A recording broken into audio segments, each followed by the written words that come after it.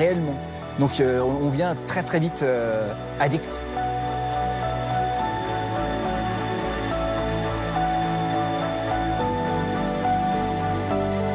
Premier vol en immersion dans mon village à Argonnet.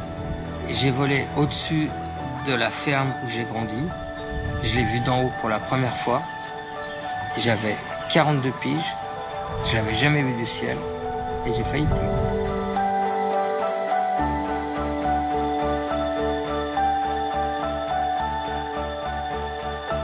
On était dans le champ derrière, on a fait un premier vol, on volait au-dessus des betteraves, on était comme des fous. Parce qu'on se disait, mais c'est formidable de filmer des betteraves comme ça. Vous avez les sensations d'un avion de chasse qui se balade au ras du sol. Ben voilà, quand vous avez goûté à ça. L'un des premiers vols que j'ai fait, il y a un pigeon qui s'est approché de moi et qui a tourné autour. Donc j'ai essayé tant bien que mal de tourner autour de lui. On s'est cherché pendant, ça a duré 3 secondes. Mais je me suis senti un oiseau à ce moment-là, moi aussi.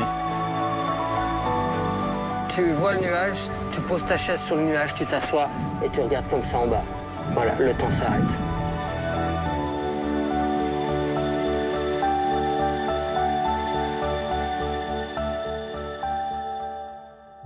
Longtemps réservés à des fins militaires, les drones ont également su séduire le monde civil par leurs nombreuses applications. Inspection d'ouvrages, surveillance, relevé topographique et bien évidemment la photographie et la vidéo aérienne qui ont rendu populaire ce drôle d'oiseau. Mais nous allons découvrir dans ce film une nouvelle pratique et des drones qui sortent de l'ordinaire.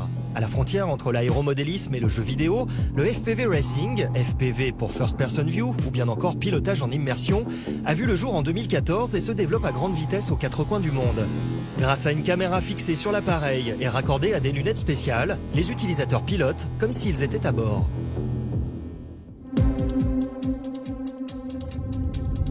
Les 6 et 7 juin 2015, une centaine de pilotes se retrouvent près de Chartres pour participer à la FPV Race 28, la plus grande compétition de ce type jamais organisée au monde. On va essayer de faire voler ces petits machins dans le parcours qu'il y a juste derrière. Et le but du jeu, c'est d'aller le plus vite possible, sans se cracher surtout, et de faire fonctionner la machine. Un des organisateurs ce matin disait que c'était une première en France, de cette taille, première en France, première au monde. Voilà, on est les premiers. L'expérience inédite permet entre autres de poser les fondations d'un sport mécanique du futur. Pas question ici d'utiliser des drones prêts à voler vendus dans le commerce, trop lourds pour la course. La plupart des pilotes construisent eux-mêmes leurs drones. Ils sont spécialement conçus pour la compétition et n'ont plus grand-chose à voir avec ceux que l'on trouve dans le commerce. Ici, certaines machines dépassent les 100 km/h. Ça va le faire.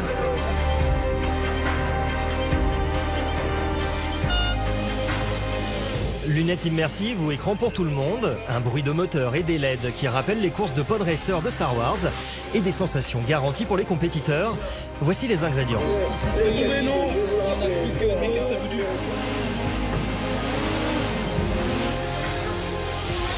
C'est une bande de copains de Haute-Savoie qui, grâce à quelques vidéos YouTube et des millions de vues, ont offert une visibilité mondiale à cette jeune pratique et contaminé tout un tas de nouveaux venus. Cette activité, qui jusqu'alors ne réunissait que quelques groupes de copains, isolés un peu partout sur la planète, prend alors une autre dimension.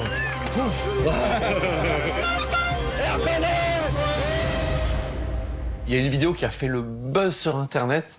C'était un vol dans les bois, un peu à la séquence de Star Wars, avec des LED à l'arrière qui faisaient une impression de tuyère. Cette vidéo, c'est les gens de Ergonnet, une association qui se trouve en Haute-Savoie, dans la ville d'Argonnet. Le jeu de mots est sympa. Et le but, c'était de se tirer la bourre dans des bois. Et ça donnait envie à la planète entière, finalement, 1 an après, de s'y mettre. L'initiation pour Barry ? Ouais. Partons à la rencontre des membres de cette association pour qu'ils nous racontent leur histoire et nous fassent découvrir cette nouvelle discipline qu'est le FPV Racing. Chartres, c'était la première très très grande course organisée en France, et même mondialement. Jamais aucune course n'a été faite avec. Là, il y avait 108 pilotes. Ça n'a jamais été. C'est une première mondiale. Hein. Là, on parle bien d'un truc première mondiale. Hein. Et en fait, nous, de par nos vidéos, on était quand même très connus, attendus à Chartres. Donc il fallait qu'on y aille absolument.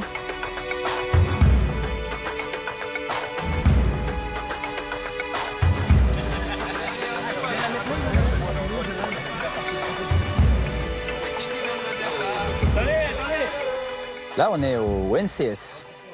NCS, c'est une forêt sur la commune d'Argonnet. C'est une forêt qui nous a été prêtée par la commune, par arrêté municipal, donc on a le droit de voler. Voilà, c'est notre endroit entre midi et 2 pour s'amuser. 2, 1.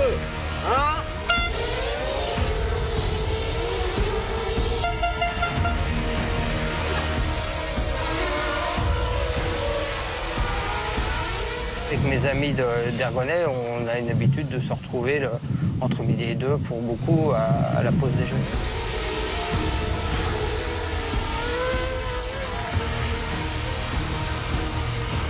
On s'amusait à enchaîner des tours autour des arbres.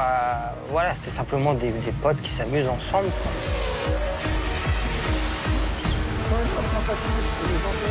Naturellement, on en est venu à faire la course entre nous, quoi. Forcément, dès qu'on se retrouvait à 2 ou 3 à peu près avec le même niveau, on a fini par définir un tracé et à tourner le plus vite possible dessus.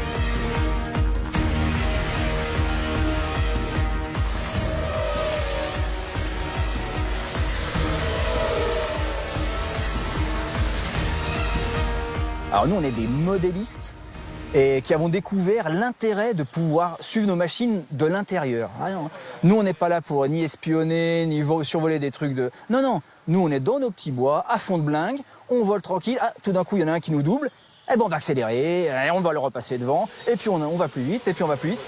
Bon, ça se finit toujours, bien souvent très mal, enfin mal, c'est la fin de l'histoire, hein, contre un arbre, le pauvre, mais c'est ça, le principe, c'est vraiment de l'amusement pur et dur. Oh là là, ça brouille, ça brouille. Je vois rien du tout, hein. Et c'est là que m'est venue l'idée de monter un projet en tripartite avec l'ONF, la mairie d'Argonnet et puis l'association d'Argonnet.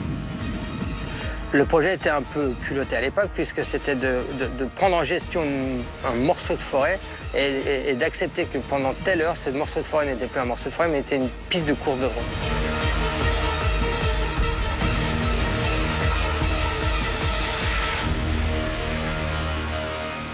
Il y a eu quelques vidéos, effectivement, et là, ça a été repris par plein de sites, ça a pris une ampleur énorme, et voilà, on en est venu à ces fameuses vidéos, les deux qui ont fait le buzz, là, une sur la première course à Argonnet, et une deuxième sur les courses avec les LED, alors ça a été repris par tous les fans de jeux vidéo, tous les fans de Star Wars, etc., quoi. Première mondiale en ce week-end de septembre, et c'est à Argonnet, au-dessus d'Annecy, que cela se passait. Les membres de l'association Ergonnet organisaient le test en espace privatisé d'une course de FPV Racing.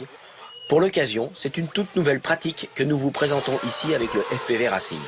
Quand on la voit, c'est la scène de pod racing dans Star Wars. Et je pense qu'on est dans des générations, donc les nôtres qui avons connu les premières trilogies Star Wars, et puis maintenant les nouvelles générations qui ont connu la deuxième trilogie Star Wars. C'est vraiment cette image-là. Le pod racing dans Star Wars, c'est ça, quoi. Sauf que là, on est acteur, on n'est pas spectateur. Les LED, qu'est-ce que ça a attiré? Ça a attiré les geeks, énormément de geeks en termes de vision. Ça a attiré les gamers parce qu'on était en forêt et on se tape dessus et on repart. Donc ça rappelle vraiment les jeux vidéo. Résultat des courses, 2 vidéos, Crash Session et puis celle de la course semi-officielle qu'on a fait au niveau du club, ont eu des millions de vues. Un gros phénomène s'est déclenché et le FPV Racing était né, mais simplement par un concours de circonstances parce que les images attiraient les geeks, les gamers et puis les pilotes de FPV. On a vraiment été témoin de l'explosion qui s'est passée autour de cette vidéo. Et maintenant, tu vas sur Internet, le terme FPV Racing n'existe pas avant octobre 2014. Terminé. On est tombé là-dedans comme on se casse la gueule d'une chaise. Vraiment. Tout simplement. Personne l'a vu venir. C'est ce truc-là, c'est arrivé dans les courses de drone. La vidéo, ça vient d'un village de 2000 habitants au fin fond de la Yacht. C'est vraiment le truc qui est tombé comme on se casse la gueule d'une chaise. Le noyau dur d'Argonnet, il y a tout plein de profils qui sont différents, tous intéressants à prendre à part. Il y a les spécialistes techno, il y a les spécialistes pilotes, il y a les spécialistes du montage, machin, il y a les spécialistes de la com aussi. Donc c'est marrant, on retrouve tout plein de profils. Et voilà, mais chacun apporte sa pierre à l'édifice et ça fait que l'ensemble est plutôt cool, je pense. D'ailleurs, c'est pour ça que ça a marché autant.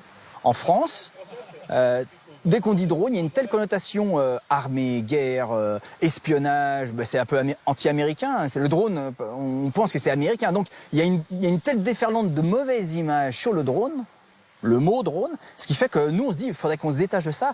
Il faut qu'on parle de multirotor, parce que voilà, le drone effectivement c'est militaire, mais ça, je pense que ce mal est quand même vraiment français, quoi. Ce qu'il faut comprendre, c'est que le mot drone, c'est un mot qui est rentré dans les usages, c'est un mot qui est mal employé dans la majeure partie du temps. J'ai même pas l'étymologie même du mot drone, hein. Mais certains disent que pour utiliser le mot drone, il faut que ça soit un vol autonome sans action humaine.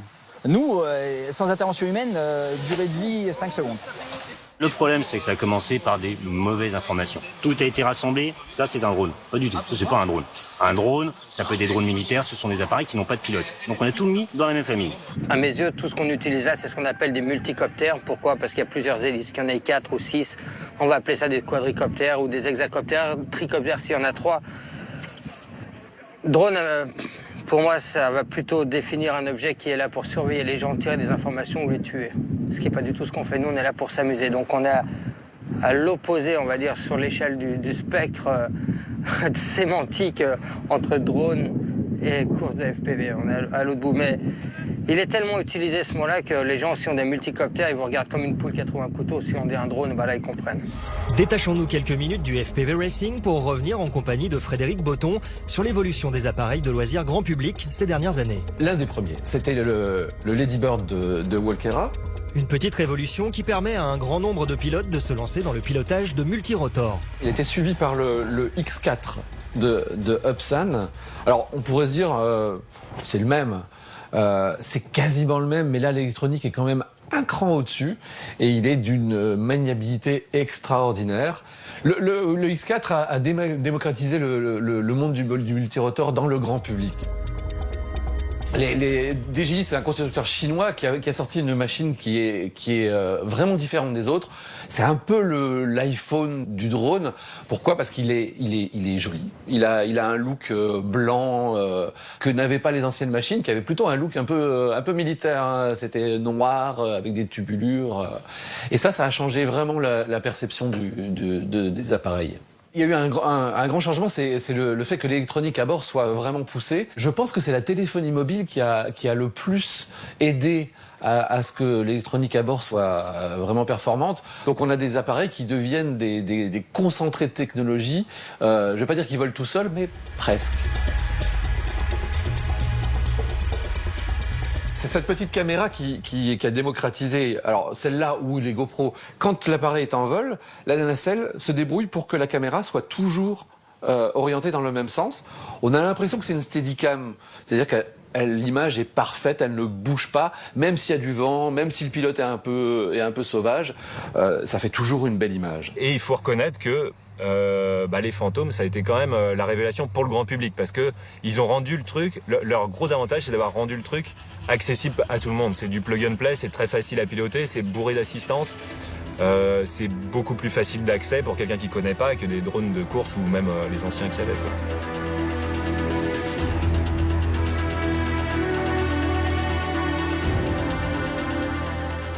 Ça, c'est le dernier né de chez Parrot, le constructeur français. Son avantage, il y en a plusieurs en fait. Il est ultra stabilisé. Il se pilote, si on veut, avec un smartphone ou une tablette et pas une radiocommande. Il a, et c'est là son vrai point fort, il a une caméra à l'avant qui stabilise aussi l'image. Mais il n'y a pas de nacelle stabilisée. Là, l'image est stabilisée de manière numérique. C'est une solution uniquement logicielle et je pense que ça représente l'avenir de la vidéo en l'air. Les drones civils ont énormément apporté au tournage d'émissions télévisées. Le Tour de France, par exemple, a de très belles images qui n'étaient pas possibles à réaliser en hélicoptère parce que l'hélicoptère n'a pas le droit de descendre en dessous de 150 mètres. Voilà, le drone est entre, on va dire, 50 et 150 mètres. Ça donne de nouvelles perspectives, de nouvelles images. Vraiment chouette. La vraie révolution dans le domaine du drone reste la prise de vue aérienne. C'est grâce à l'image que cette machine a acquis ses lettres de noblesse. Qu'il s'agisse du Tour de France ou de FPV Racing, le lien reste toujours la vidéo.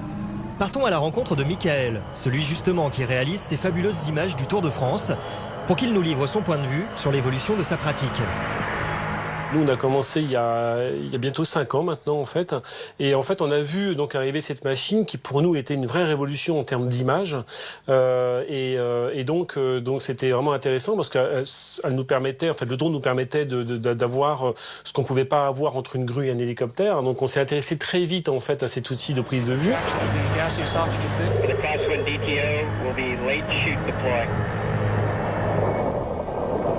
Endeavour speed already 300 miles per hour. Altitude 1 mile.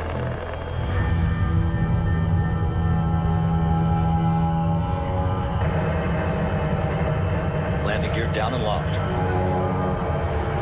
Main gear touchdown. C'est ça qui est vraiment intéressant, c'est de pouvoir amener une autre dimension en fait à l'image et pouvoir amener nos caméras là où elles ne peuvent pas aller habituellement. Et donc c'est ça le vrai défi pour nous de drone. Et on est encore dans cette ère-là aujourd'hui, dans cette ère où on peut encore inventer de l'image. Et ça c'est quelque chose pour tout cinéaste qui est vraiment superbe.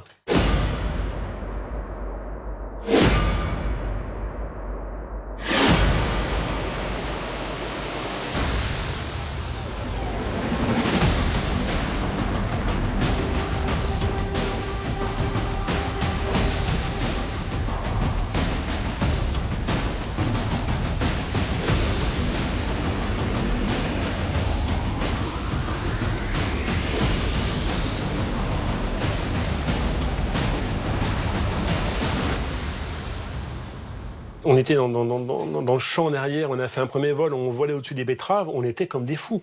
Parce qu'on se disait, mais c'est formidable de filmer des betteraves comme ça.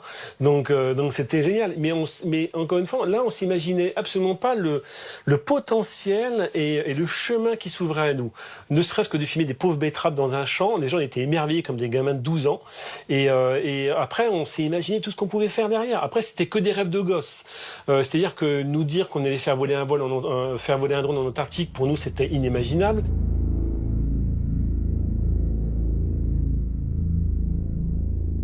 Ça ouvre la robotique aux gamins, ça c'est sûr, et on pense que c'est effectivement un métier du futur.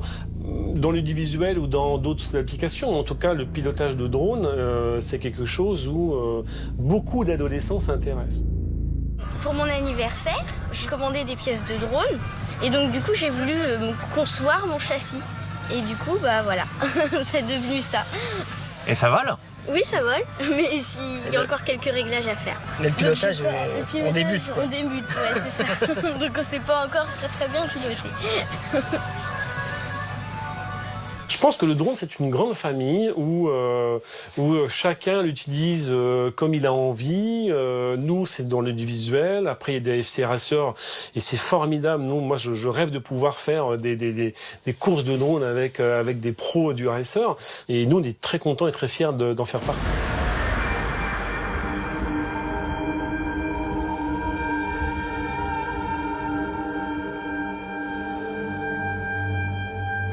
Nous allons voir maintenant en quoi consiste le FPV. Cette discipline de l'aéromodélisme radiocommandé récente est née au début des années 2000 pour devenir populaire en 2014. Mon premier vol en immersion dans mon village à Argonay. J'ai volé au-dessus de la ferme où j'ai grandi. Je l'ai vu d'en haut pour la première fois. J'avais 42 piges, je n'avais jamais vu du ciel et j'ai failli pleurer. J'arrivais pas à respirer. C'était trop d'émotions. Et pourtant, bon, je peux être quelqu'un de sensible, mais quand même, quoi. C'était... Waouh! En fait, c'était une sorte de renaissance. Il y avait j'étais quelque chose d'autre qui vivait en haut et qui contemplait d'en haut tout ce qui était tout aussi beau en bas. Et j'avais jamais pris ça dans la face. Hervé, en fait, un jour, il m'a contacté en me disant « Tiens, il faut que je te fasse voir un truc, je suis sûr que tu vas aimer, mais à 100%. » Il m'a fait voir donc le premier vol FPV avec les lunettes et tout, le petit émetteur vidéo, et on se promène en 3 dimensions en avion. FPV, ça veut dire First Person View, c'est un peu comme dans les jeux vidéo. Hein. L'idée c'est vue à la première personne. Pourquoi vue à la première personne? Parce qu'en fait, il y a une caméra à bord. Qui, elle, envoie son signal à un émetteur vidéo, qui lui, via l'antenne, transmet sur un canal différent de la radiocommande le signal vidéo qu'on reçoit dans les lunettes, directement. Voilà. Ça, c'est pour le plus basique. Ensuite, en plus, on rajoute une caméra HD petite, compacte et pas trop fragile qui permettent d'enregistrer en HD le vol. Quand sont arrivées les lunettes, ça fait quand même un moment que c'est arrivé assez vite. Là, c'est devenu tout de suite beaucoup plus immersif. C'est devenu, on est vraiment dedans, les lunettes, c'est comme si on avait un écran de 2 mètres à 2-3 mètres de nous, donc on est vraiment dedans. D'ailleurs, on voit plus l'extérieur, ça peut être un problème aussi dans certains cas. Vous l'aurez compris, vous observez le paysage comme si vous étiez dans le poste de pilotage et vous pilotez au gré de vos envies de direction, en tenant compte bien sûr de la portée du signal radio.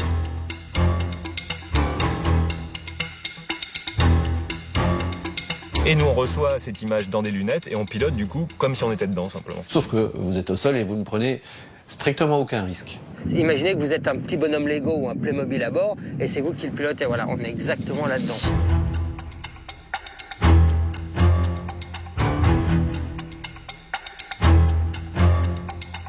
Là, on est en pilotage 100% manuel, il n'y a pas d'assistance du tout, donc pas d'assistance en altitude, pas d'assistance de position en GPS. On n'utilise pas l'assistance en attitude non plus, c'est-à-dire qu'il ne revient pas à plat, pour avoir un maximum de sensations justement. Et quand on sait faire, c'est un petit peu plus difficile au départ, mais quand on sait faire, c'est 100 fois plus plaisant de piloter comme ça. On peut vraiment faire ce qu'on veut, passer où on veut, très précisément. Le but est de s'amuser et on se sent libre de voler. C'est très amusant quand on pilote en immersion, hein, c'est le terme consacré pour le vol en FPV. On peut dire « je monte au-dessus de l'arbre ». Parce que j'ai envie. Et puis je redescends, et puis j'y remonte, un peu comme un oiseau.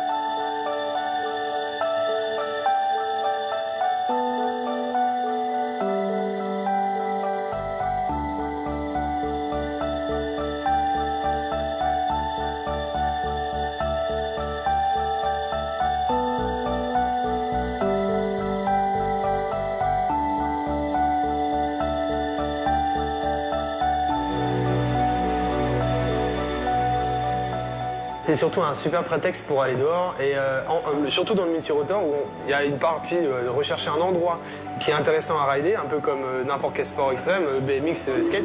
On cherche les trajectoires qu'on peut voir dans l'environnement.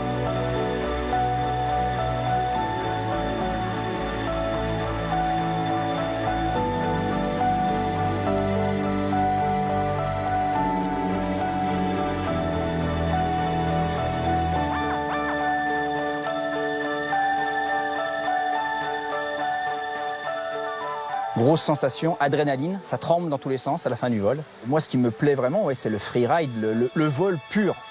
Calme, cool, des belles courbes, et surtout, c'est trouver l'endroit.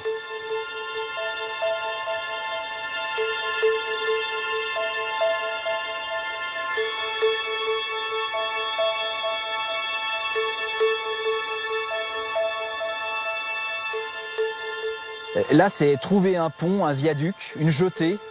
Et puis là, tac, et après c'est obsessionnel. J'y pense, il faut que j'y aille,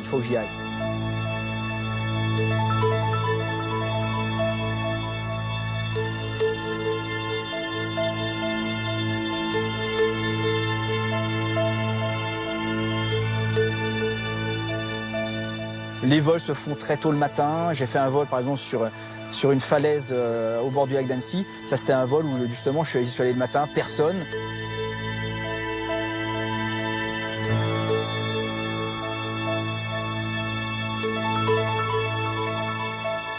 C'est mettre en valeur un site, mais avec un vol en 3 dimensions. C'est de la... Ouais, alors quelqu'un pourrait dire c'est un peu de la poésie par rapport du vol. Très peu de voltige, très peu de rotation, mais c'est vraiment comme un oiseau. Et je me promène à des endroits où on ne pourrait pas y aller autrement, en fait.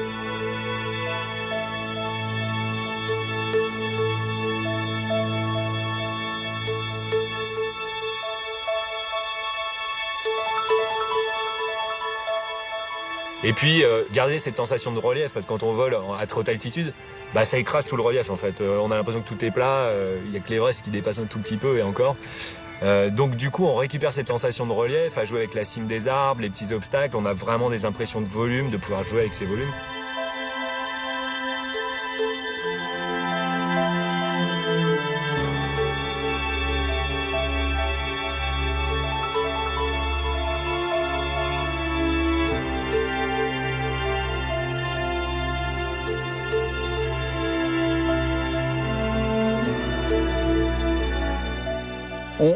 On met notre cerveau de terrien de côté et tout d'un coup, eh ben, on rêve de voler. Moi, je pense que c'est vraiment à ça et on le fait et on le fait tous les jours.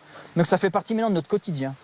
Donc même quand je fais maintenant il arrive à ce que je fasse des baptêmes FPV, je dis bien aux gens, voilà, tu t'assois et maintenant tu vas bien te concentrer parce que les 5 secondes qui suivent, c'est la première fois que tu vas décoller. Et ça, il faut que tu t'en souviennes tout le temps, ce sera ton premier décollage, il n'y en aura pas d'autre. Ton premier, c'est celui-là. Et hop, et en effet, c'est parti 3 dimensions.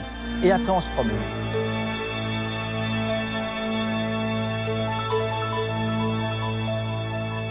Et c'est intéressant parce que ça va vous permettre, dans un environnement que vous connaissez, par exemple autour de chez vous, vous allez pouvoir évoluer autour de chez vous comme jamais vous avez évolué de votre vie, parce que depuis que vous êtes né, vous marchez. Et là, vous allez voler.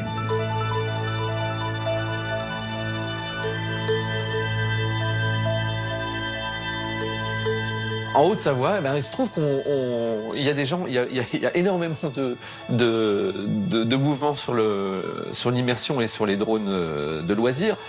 Il y a des équipes qui découpent leurs propres châssis et qui les customisent pour faire des machines. Alors celle-ci, c'est le JP Spider d'Aerotech. C'est un hexacoptère.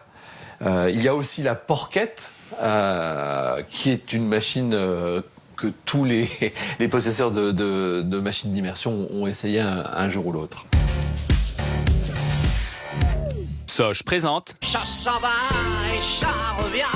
J'ai fait de tout petit rien. Chat se sent et chat se danse, chat revient, chat se retient comme une chanson populaire. Et vous, quand est-ce que vous pâchez ces choses? Des forfaits mobiles sans engagement à partir de 4,99 € par mois sur le réseau Orange. Soch! Je ne suis pas infaillible. Mon fond de teint l'est pour moi. Nouveau Infaillible Mat de L'Oréal. Fond de teint mat zéro compromis, tenu 24 heures. Technologie perlite, fini 100% mat. Résiste à tout, anti-stress, anti-humidité, couvrance parfaite, zéro brillance. Un teint mat, sans effet masque. Nouveau Infaillible Mat de L'Oréal Makeup Designer, Paris.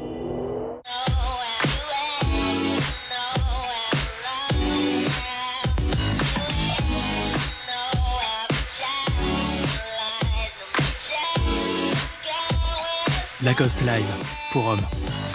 En ce moment, personnalisez votre flacon avec The Artist Is You, édition limitée à découvrir en parfumerie. Allez, reviens. Alors? Je suis allé voir pour les voitures. Et alors? Et alors, il y a un conseiller qui m'a demandé de m'asseoir. Et alors? Alors, je me suis assis. Et alors? Ne me dites pas que vous en avez acheté une? Il en a acheté une. Désormais, vous pouvez financer, assurer, mais aussi acheter votre voiture via le CIC. CIC, construisons dans un monde qui bouge. Mon nom est Anna Ware. C'est l'inattendu qui m'attire. Pourquoi? Parce que c'est bon de changer. Nouveau Hyundai Tucson. Hyundai est le seul constructeur à garantir tous ses modèles 5 ans, kilométrage illimité. Découvrez le nouveau Hyundai Tucson Diesel à partir de 265 € par mois, entretien compris. Hey you! Voici le You Burger de Quick! Avec son pain et sa salade pas comme les autres. Et surtout cette sauce que tu vas choisir toi! Béarnaise, piment d'Espelette, Roquefort. You Burger, c'est ton burger à ta sauce. Refais cette pub à ta sauce sur quickyouburger.com. Quick, le goût d'en faire plus. Quick!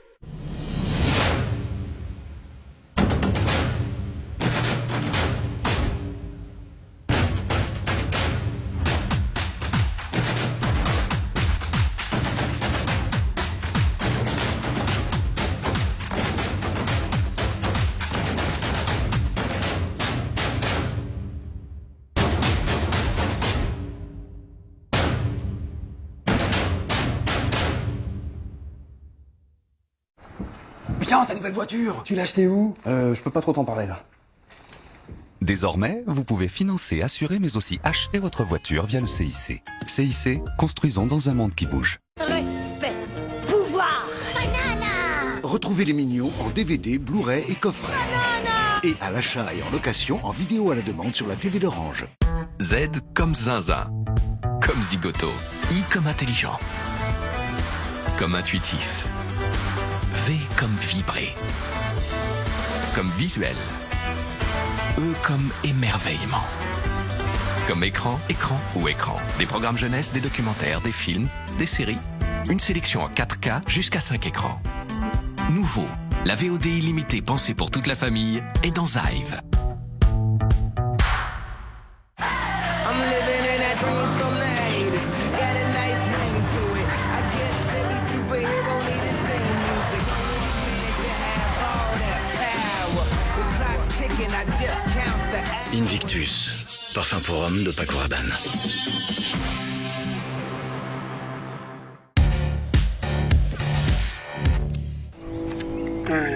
You turn me on. Aircraft is disarmed. Horizon mode. C'est sur les hauteurs d'Annecy que nous retrouvons la Porquette et son concepteur Olivier.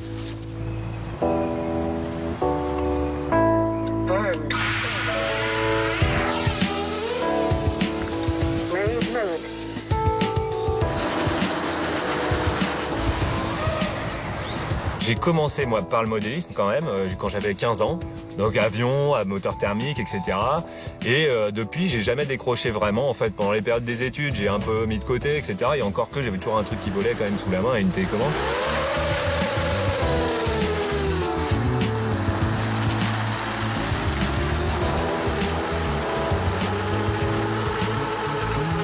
On a vu débarquer ces petits quadris qui servaient pas du tout à faire des courses spécialement à la base, mais qui étaient une classe intéressante parce que plus compacte, plus légère, donc moins d'inertie, donc moins de risque de casse.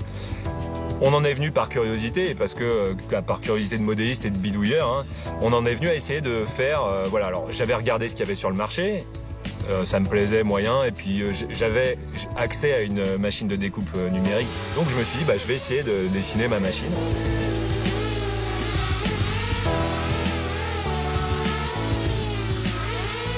Donc le quad que moi je propose, le petit drone, c'est la Porquette. Alors la Porquette pourquoi ?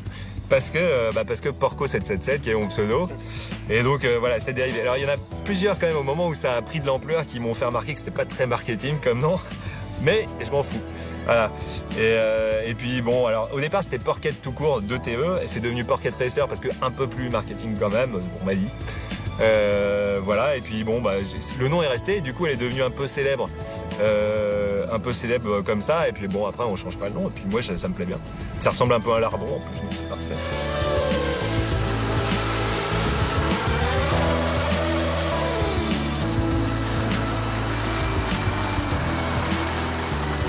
Puis j'ai fait les premiers essais, donc du coup les personnes avec qui je vole ici, il y en a quelques-uns qui l'ont vu. Ils m'ont demandé de leur en découper. Voilà, j'ai fait ça parce qu'il faut savoir quand même au départ que j'ai fait ça pour moi au départ. J'ai pas du tout fait dans le but de la vente. Il y a eu plusieurs relances, etc. Et puis de là est arrivée l'idée d'essayer de les commercialiser. Ce qui a fait que ça a marché autant, c'est surtout les vidéos qui étaient publiées. Parce que, pas toutes, mais enfin il y en a quelques-unes qui étaient quand même vraiment sympas. Ou dans des cadres jolis, on a l'occasion de se déplacer dans des cadres jolis un peu aux quatre coins du globe.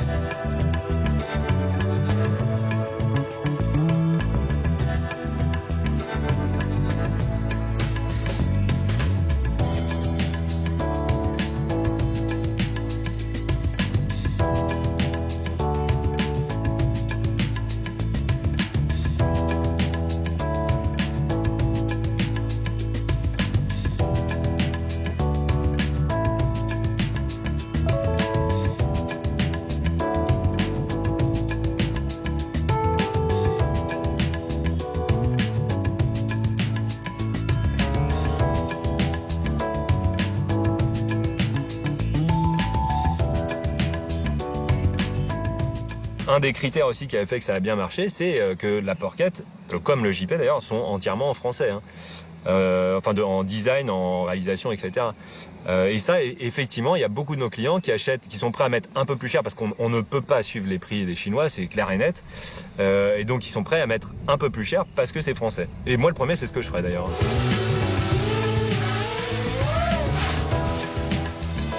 On va viser un obstacle déjà, le petit arbre là par exemple.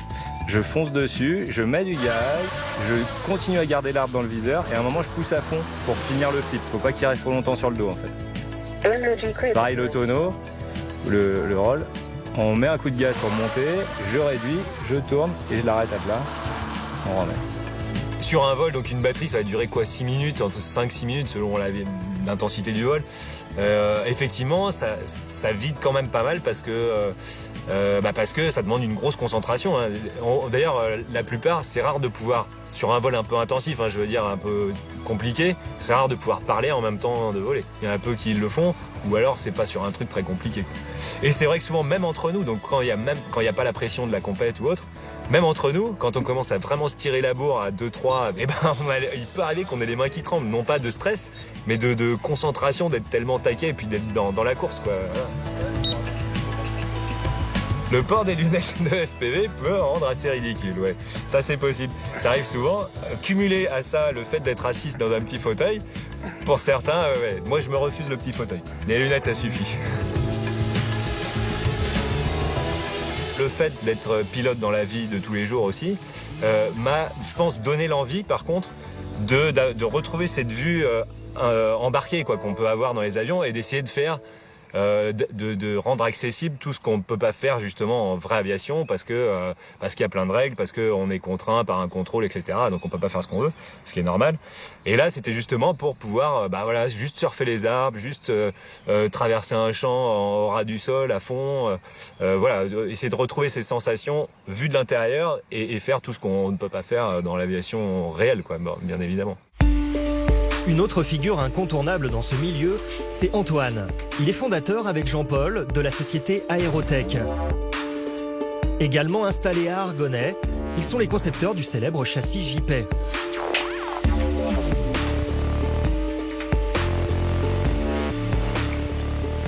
Alors là, on a une imprimante 3D classique. Donc effectivement, l'impression 3D a amené des possibilités qu'on n'avait pas avant et de fabrication de pièces, puisque globalement, on le voit ici, on va modéliser des pièces en 3D, comme on ferait un dessin, et ensuite, on va envoyer ces pièces-là à une imprimante qui, elle, va les imprimer en 3 dimensions. Je dirais que nous, là, avec les imprimantes 3D qu'on a, on fait de la production, mais on reste sur du semi-professionnel. On n'est pas encore industriel à ce niveau-là.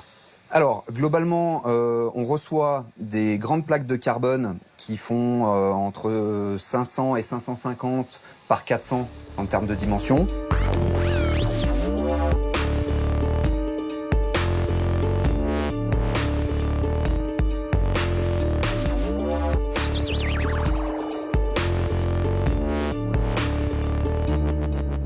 La commande numérique, avec d'une fraise, va venir découper le carbone pour sortir des pièces de ce type-là. Donc on va avoir toutes les pièces carbone, toute la partie accastillage, donc visserie, entretoise, et on va venir rajouter toute la partie électronique, donc moteur, contrôleur de moteur, et puis l'électronique de vol qui est à l'intérieur. C'est des châssis qu'on a conçus pour nous pilotes, pour pouvoir les utiliser dans les conditions dans lesquelles on les utilisait dans la forêt, dans les champs, etc. Et assez rapidement, le format 250 a pris et je dirais que nos châssis ont été plébiscités pour des raisons de solidité, pour des raisons de conception, pour le Made in France. Et on s'est retrouvé en fait très rapidement sur des volumes qu'on n'attendait pas du tout. C'est-à-dire qu'au départ, quand on a fait ça pour nous, il y avait le copain à droite, le copain à gauche dans la sauce qui disait moi j'aimerais bien avoir un châssis comme le tien, est-ce que tu peux m'en faire un? Et là on était vraiment sur on se rend service mutuellement. Et avec les réseaux sociaux, avec les vidéos, on a eu de plus en plus de demandes en France, mais également à l'étranger, pour commercialiser ces châssis. Et de ce fait, on s'est dit, il faut qu'on mette une structure autour de tout ça. Et donc, on a fait le choix de créer une société, donc Aérotech en l'occurrence. Et même là, on a été très très surpris après des conséquences, puisqu'on était parti sur un prévisionnel d'une centaine de châssis sur l'année, ce qui nous paraissait déjà énorme. Et aujourd'hui, on est sur une centaine de châssis, voire plus, par mois. Cette discipline et ces nouvelles machines s'adressent clairement à une génération qui était en demande de quelque chose de nouveau et ouvre clairement la robotique et la programmation aux enfants. Le Fab Lab Lorem à Paris s'est justement fait une spécialité de l'initiation au drone, notamment au travers de 2 de ses animateurs, Christophe et Pablo, compétiteurs émérites de courses de FPV. On travaille dans un Fab Lab et on accompagne les gens dans la création de multirotors en tout genre. Multirotor, puisque on fait des petites machines téléguidées avec des radiocommandes.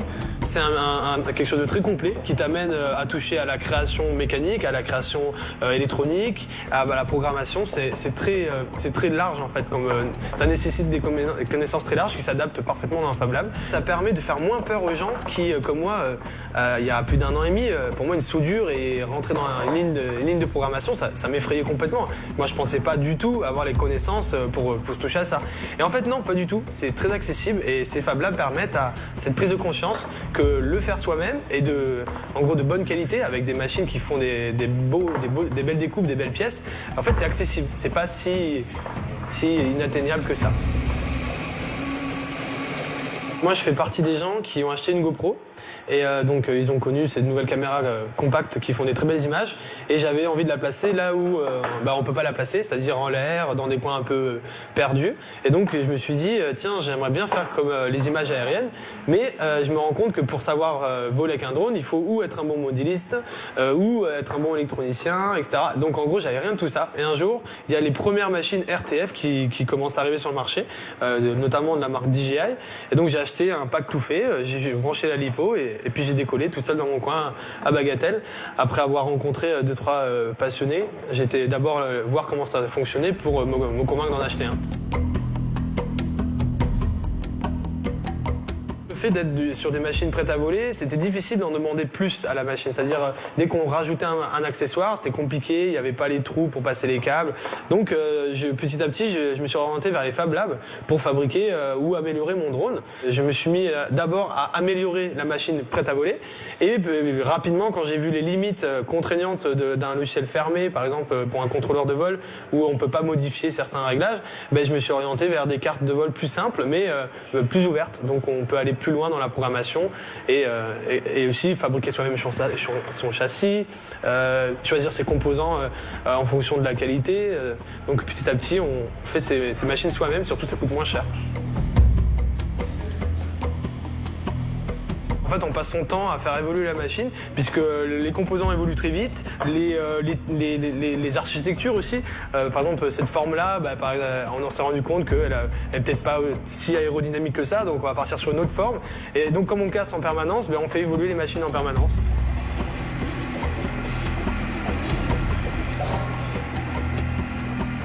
Alors, la base d'un multirotor, c'est un contrôleur de vol. Donc c'est une petite carte électronique où il y a les composants comme un gyroscope, un accéléromètre et un microcontrôleur qui donne l'ordre aux 4 moteurs de garder son assiette ou donner un ordre d'aller vers l'avant. Faire un drone, c'est aussi simple que monter un mécano. Il faut connecter les choses aux bons endroits, faire attention à faire des belles soudures, c'est tout.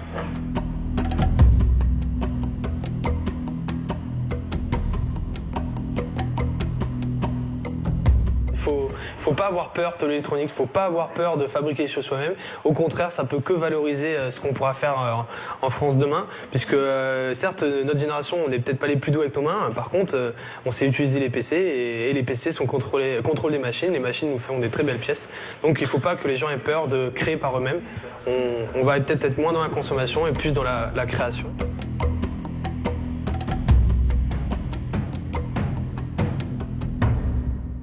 L'avantage des drones do it yourself, ceux qu'on construit soi-même, c'est qu'on met les mains dans l'électronique.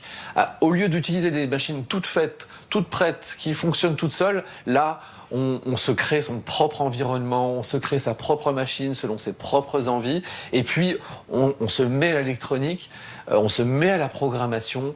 On n'est pas obligé de le faire, mais quand on le fait, c'est vraiment super. Et on est vraiment dans une catégorie à part, on est obligé de mettre les mains dans le cambouis pour faire marcher les trucs, on est obligé de passer du temps à l'atelier après pour l'entretenir, etc., le faire évoluer, alors que le fantôme, on branche pour charger, on allume, on appuie sur on et ça vole tout seul. À la base, c'était rattaché à l'aéromodélisme à cause de la radio.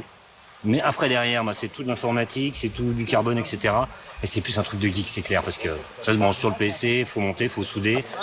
C'est un peu lié à l'aéromodélisme, mais c'est un truc de geek. Ce sont des jouets, ce sont des...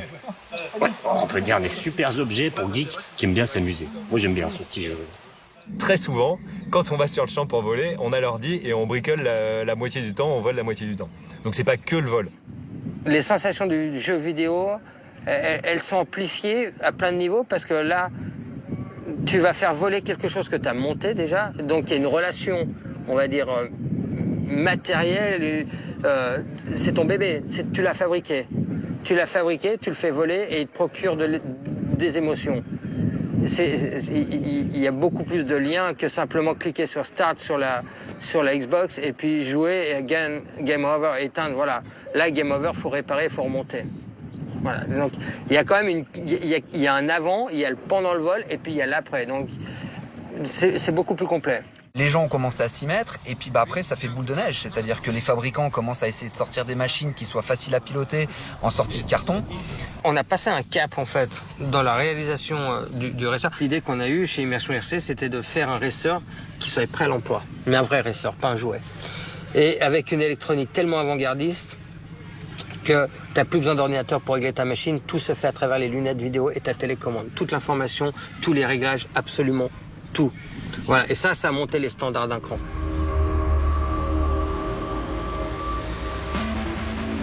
Un multirotors tout équipé vous coûtera entre 300 et 450 € pour un modèle haut de gamme.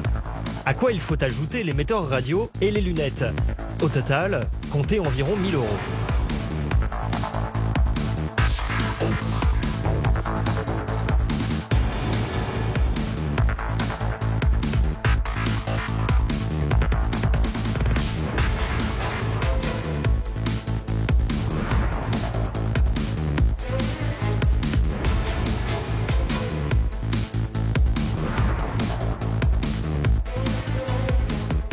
Je suis très content d'habiter dans un pays où l'autorité de tutelle a ouvert son espace aérien aux drones.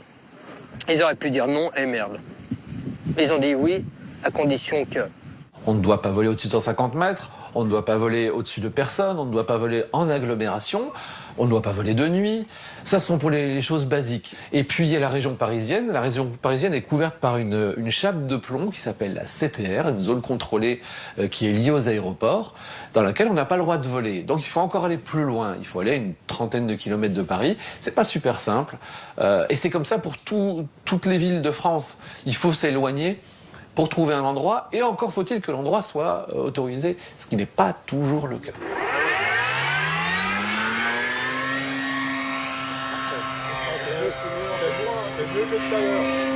Bravo Xavier.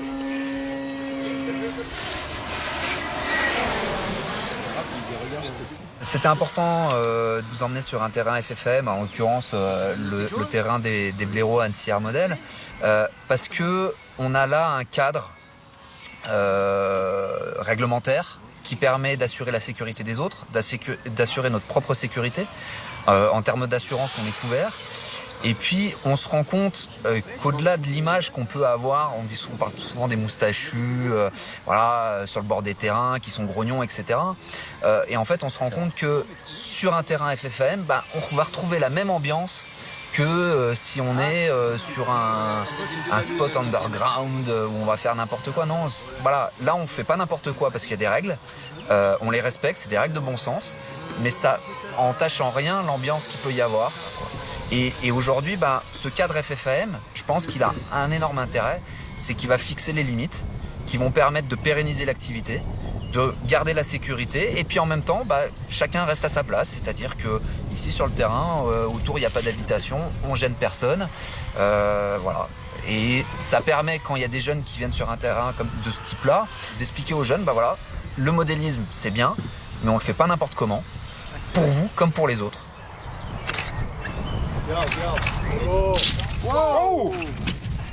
Jusqu'à présent, les radiomodélistes volaient tous en club.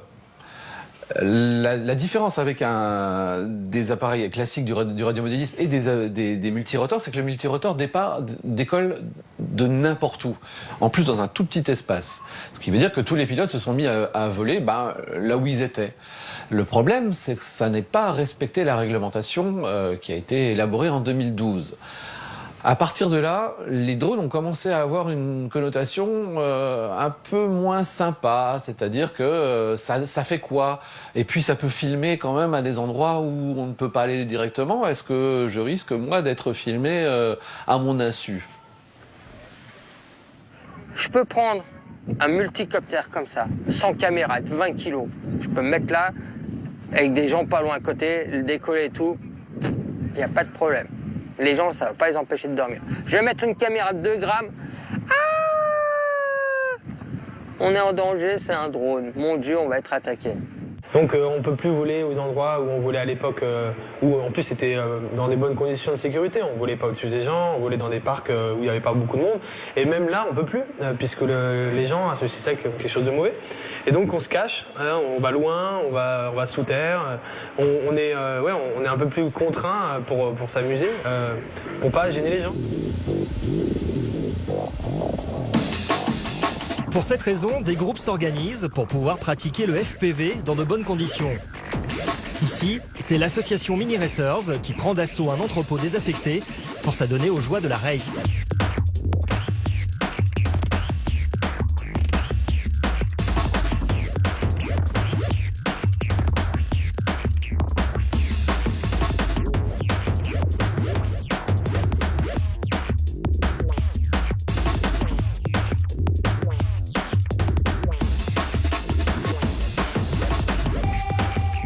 Dans les grandes villes, le parking souterrain est une autre solution.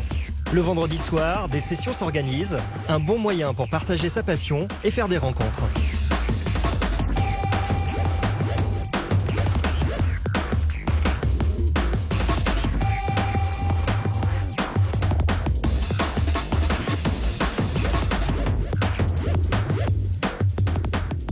Aujourd'hui, on a ces appareils, ils sont considérés comme dangereux et on veut les interdire. On veut nous interdire de jouer.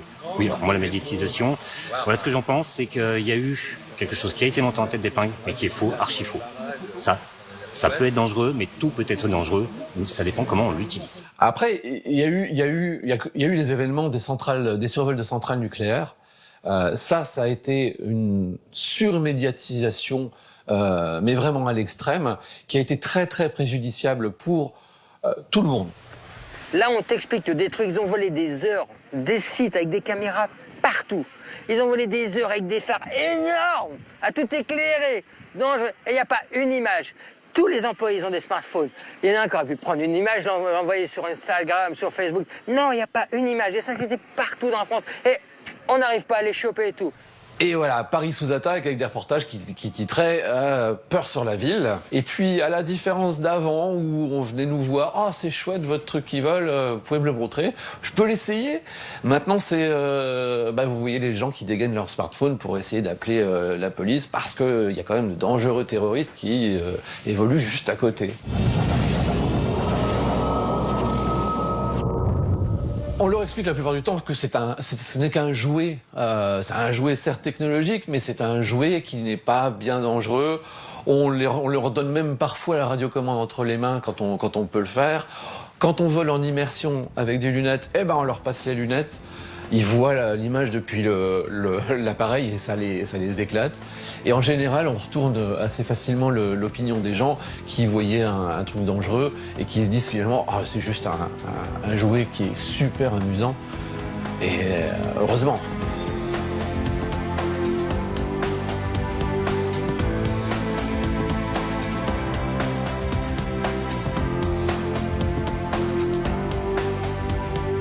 Battage médiatique qui est fait autour de ça, c'est que si c'était à refaire, je pense qu'on n'aurait pas dû en faire une telle propagande, quoi. On arrive à un truc où on peut plus faire marche arrière déjà, on est coincé maintenant. Et puis on sera de moins en moins tranquille parce que voilà, effectivement au départ ça concernait qu'une toute petite partie très peu de personnes, mais bon ça prend de plus en plus d'ampleur, s'il peut se comprendre, hein. On fait des vidéos donc ça donne envie, c'est comme un peu tout. Il commence à y avoir des gens qui sont sponsorisés réellement, donc il commence à y avoir de l'argent. Voilà. La suite, il y aura, comme dans tout, il y aura des gens qui feront des compétitions très haut niveau et d'autres prendront le plaisir tranquillement, comme nous dans les bois. Il y a tout là qui s'ouvre.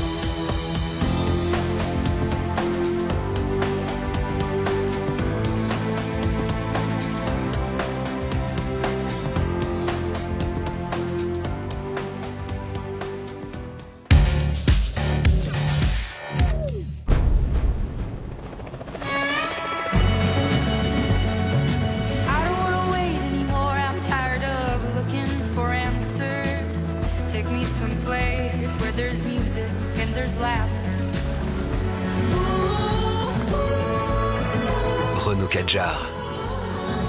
Vivez plus fort. Découvrez Renault Kadjar à partir de 269 € par mois.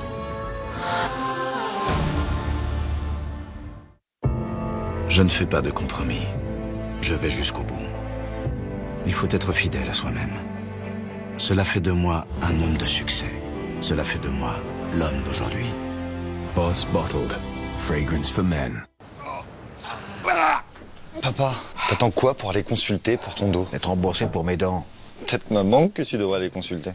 Ah, ça va recommencer avec sa banque. D'accord. Sauf que moi, avec ma carte Avance Santé, c'est ma banque qui avance mes soins avant d'être remboursé. Donc en gros, pour mon mal de dos, tu me conseilles d'aller voir ton banquier? C'est peut-être toi qui devrais consulter, non? Chef d'entreprise, avec la carte Avance Santé, le Crédit Mutuel avance les frais de santé de vos salariés. Crédit Mutuel, une banque qui appartient à ses clients, ça change tout.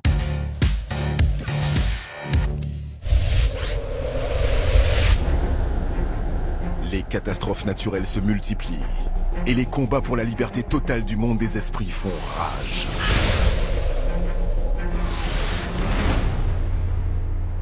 Fairy Tail. Les épisodes inédits dès le 23 novembre sur Game One.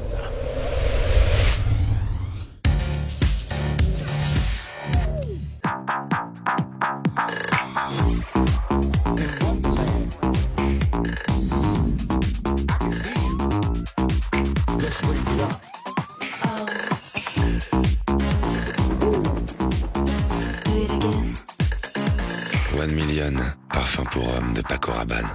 Pour faire les choses en grand, vous devez redéfinir les règles. Surface Pro 4. Un nouvel écran pour élargir votre horizon. Un nouveau stylet pour capturer votre créativité. De nouveaux haut-parleurs pour des émotions plus pures. Nous avons réinventé la Surface Pro. À vous de réinventer tout le reste. Pourquoi nos clients aiment Amazon Premium? Pour les 30 ans de mon petit frère, j'ai commandé un nœud papillon avec Amazon Premium et je l'ai reçu dès le lendemain. Amazon Premium pour moi c'est simple. C'est rapide, efficace. On trouve presque tout sur Amazon. J'ai acheté cette carte et elle est arrivée chez moi le lendemain. Depuis que je suis abonnée à Amazon Premium, je fais des économies sur les frais de livraison et ça n'est pas négligeable. J'adore. J'économise du temps et de l'argent. Avec Amazon Premium, la livraison en un jour est gratuite sur des millions d'articles. Amazon Premium. Débutez votre essai gratuit dès aujourd'hui. Les mignons arrivent. Il y a Bob, Stuart et Kevin. Retrouvez les mignons en DVD, Blu-ray et coffret. Et à l'achat et en location en vidéo à la demande sur la TV d'Orange.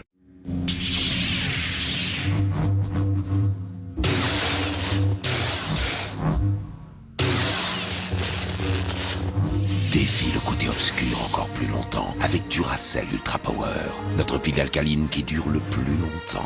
Duracell Ultra Power dure longtemps, beaucoup plus longtemps. Mais vous pouvez m'expliquer pourquoi Jack London Gus. C'est le clou. C'est le clou. Faut aller jusqu'au garage. Trouver un marteau. Fermer le garage. On devrait déménager. Trouver. Il n'a jamais été aussi simple de trouver un bien immobilier. Le Bon Coin, le plus grand choix d'annonces immobilières. Epitech, école de l'innovation et de l'expertise informatique, vous présente Funky Web.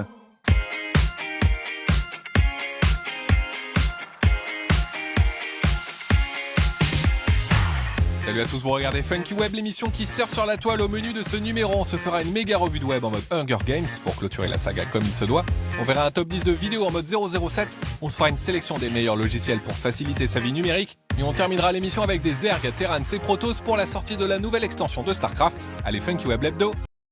Puisqu'on était parti sur un prévisionnel d'une centaine de châssis sur l'année, ce qui nous paraissait déjà énorme. Et aujourd'hui, on est sur une centaine de châssis, voire plus, par mois. Cette discipline et ces nouvelles machines s'adressent clairement à une génération qui était en demande de quelque chose de nouveau et ouvre clairement la robotique et la programmation aux enfants. Le Fab Lab Lorem à Paris s'est justement fait une spécialité de l'initiation au drone, notamment au travers de deux de ses animateurs, Christophe et Pablo, compétiteurs émérites de courses de FPV. On travaille dans un Fab Lab et on accompagne les gens dans la création de multirotors en tout genre. Multirotors. puisque on fait des petites machines téléguidées avec des radiocommandes. C'est quelque chose de très complet qui t'amène à toucher à la création mécanique, à la création électronique, à la programmation. C'est très large en fait. Ça nécessite des connaissances très larges qui s'adaptent parfaitement dans un Fab Lab. Ça permet de faire moins peur aux gens qui, comme moi, il y a plus d'1 an et demi, pour moi une soudure et rentrer dans une ligne de programmation, ça m'effrayait complètement. Moi je pensais pas du tout avoir les connaissances pour toucher à ça. Et en fait non, pas du tout. C'est très accessible et ces Fab Labs permettent à cette prise de conscience que le faire soi-même est en gros de bonne qualité avec des machines qui font des belles découpes, des belles pièces. En fait c'est accessible, c'est pas si inatteignable que ça. Moi je fais partie des gens qui ont acheté une GoPro et donc ils ont connu ces nouvelles caméras compactes qui font des très belles images et j'avais envie de la placer là où on peut pas la placer, c'est-à-dire en l'air, dans des coins un peu perdus. Et donc je me suis dit tiens, j'aimerais bien faire comme les images aériennes, mais je me rends compte que pour savoir voler avec un drone, il faut ou être un bon modéliste ou être un bon électronicien, etc. Donc en gros j'avais rien de tout ça. Et un jour il y a les premières machines RTF qui commencent à arriver sur le marché, notamment de la marque DJI. Et donc j'ai acheté un pack tout fait, j'ai branché la lipo et puis j'ai décollé tout seul dans mon coin à Bagatelle. Après avoir rencontré 2-3 passionnés, j'étais d'abord voir comment ça fonctionnait pour me convaincre d'en acheter un. Le fait d'être sur des machines prêtes à voler, c'était difficile d'en demander plus à la machine. C'est-à-dire, dès qu'on rajoutait un accessoire, c'était compliqué, il n'y avait pas les trous pour passer les câbles. Donc, petit à petit, je me suis orienté vers les Fab Labs pour fabriquer ou améliorer mon drone. Je me suis mis d'abord à améliorer la machine prête à voler.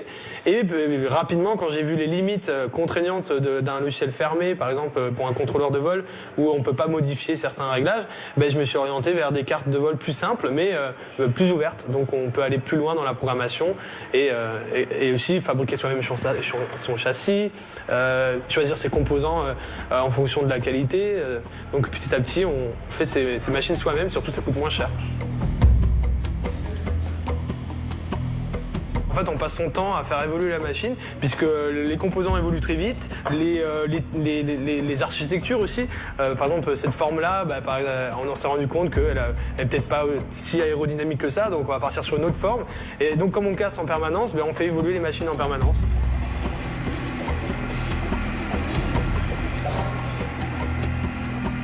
Alors, la base d'un multirotor, c'est un contrôleur de vol. Donc c'est une petite carte électronique où il y a les composants comme un gyroscope, un accéléromètre et un microcontrôleur qui donne l'ordre aux 4 moteurs de garder son assiette ou donner un ordre d'aller vers l'avant.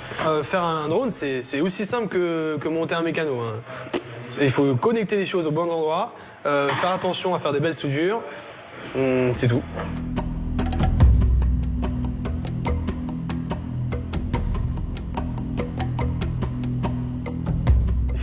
Faut pas avoir peur de l'électronique, faut pas avoir peur de fabriquer les choses soi-même. Au contraire, ça peut que valoriser ce qu'on pourra faire en France demain, puisque certes, notre génération, on n'est peut-être pas les plus doués avec nos mains. Par contre, on sait utiliser les PC et les PC contrôlent les machines. Les machines nous font des très belles pièces. Donc il faut pas que les gens aient peur de créer par eux-mêmes. On va peut-être être moins dans la consommation et plus dans la création.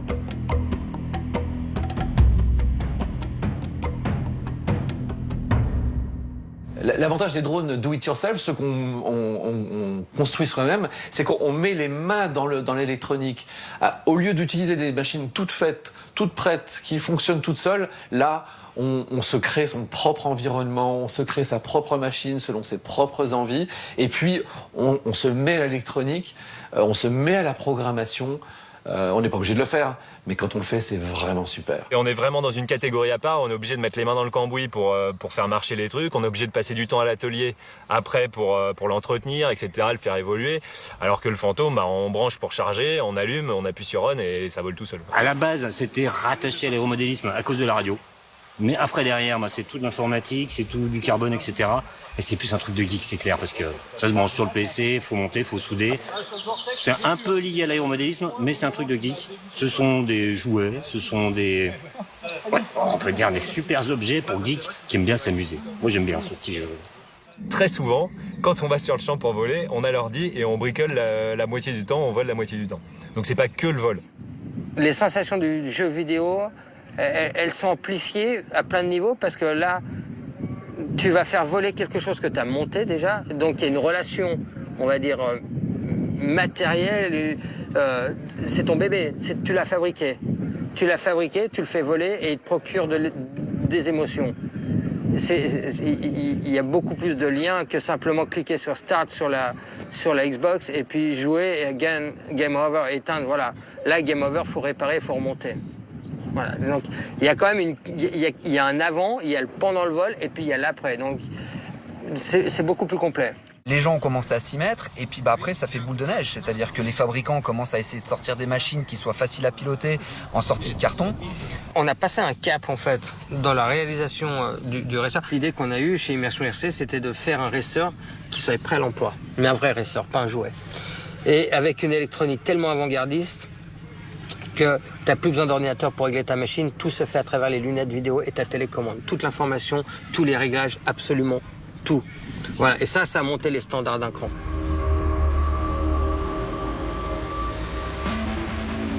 Un multirotors tout équipé vous coûtera entre 300 et 450 € pour un modèle haut de gamme. À quoi il faut ajouter l'émetteur radio et les lunettes. Au total, comptez environ 1000 €.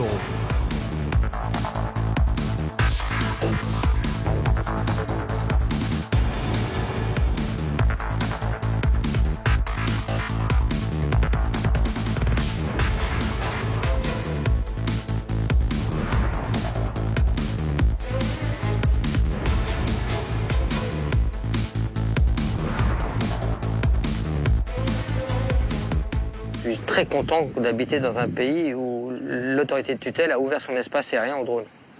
Ils auraient pu dire non et merde. Ils ont dit oui, à condition que... On ne doit pas voler au-dessus de 150 mètres, on ne doit pas voler au-dessus de personnes, on ne doit pas voler en agglomération, on ne doit pas voler de nuit. Ça, ce sont pour les choses basiques. Et puis, il y a la région parisienne. La région parisienne est couverte par une chape de plomb qui s'appelle la CTR, une zone contrôlée qui est liée aux aéroports, dans laquelle on n'a pas le droit de voler. Donc, il faut encore aller plus loin. Il faut aller à une trentaine de kilomètres de Paris. C'est pas super simple. Et c'est comme ça pour toutes les villes de France. Il faut s'éloigner pour trouver un endroit, et encore faut-il que l'endroit soit autorisé, ce qui n'est pas toujours le cas.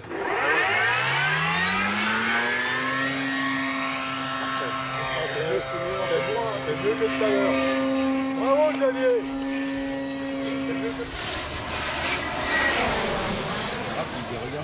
C'était important de vous emmener sur un terrain FFM, en l'occurrence le terrain des blaireaux Annecy Air Model, parce que on a là un cadre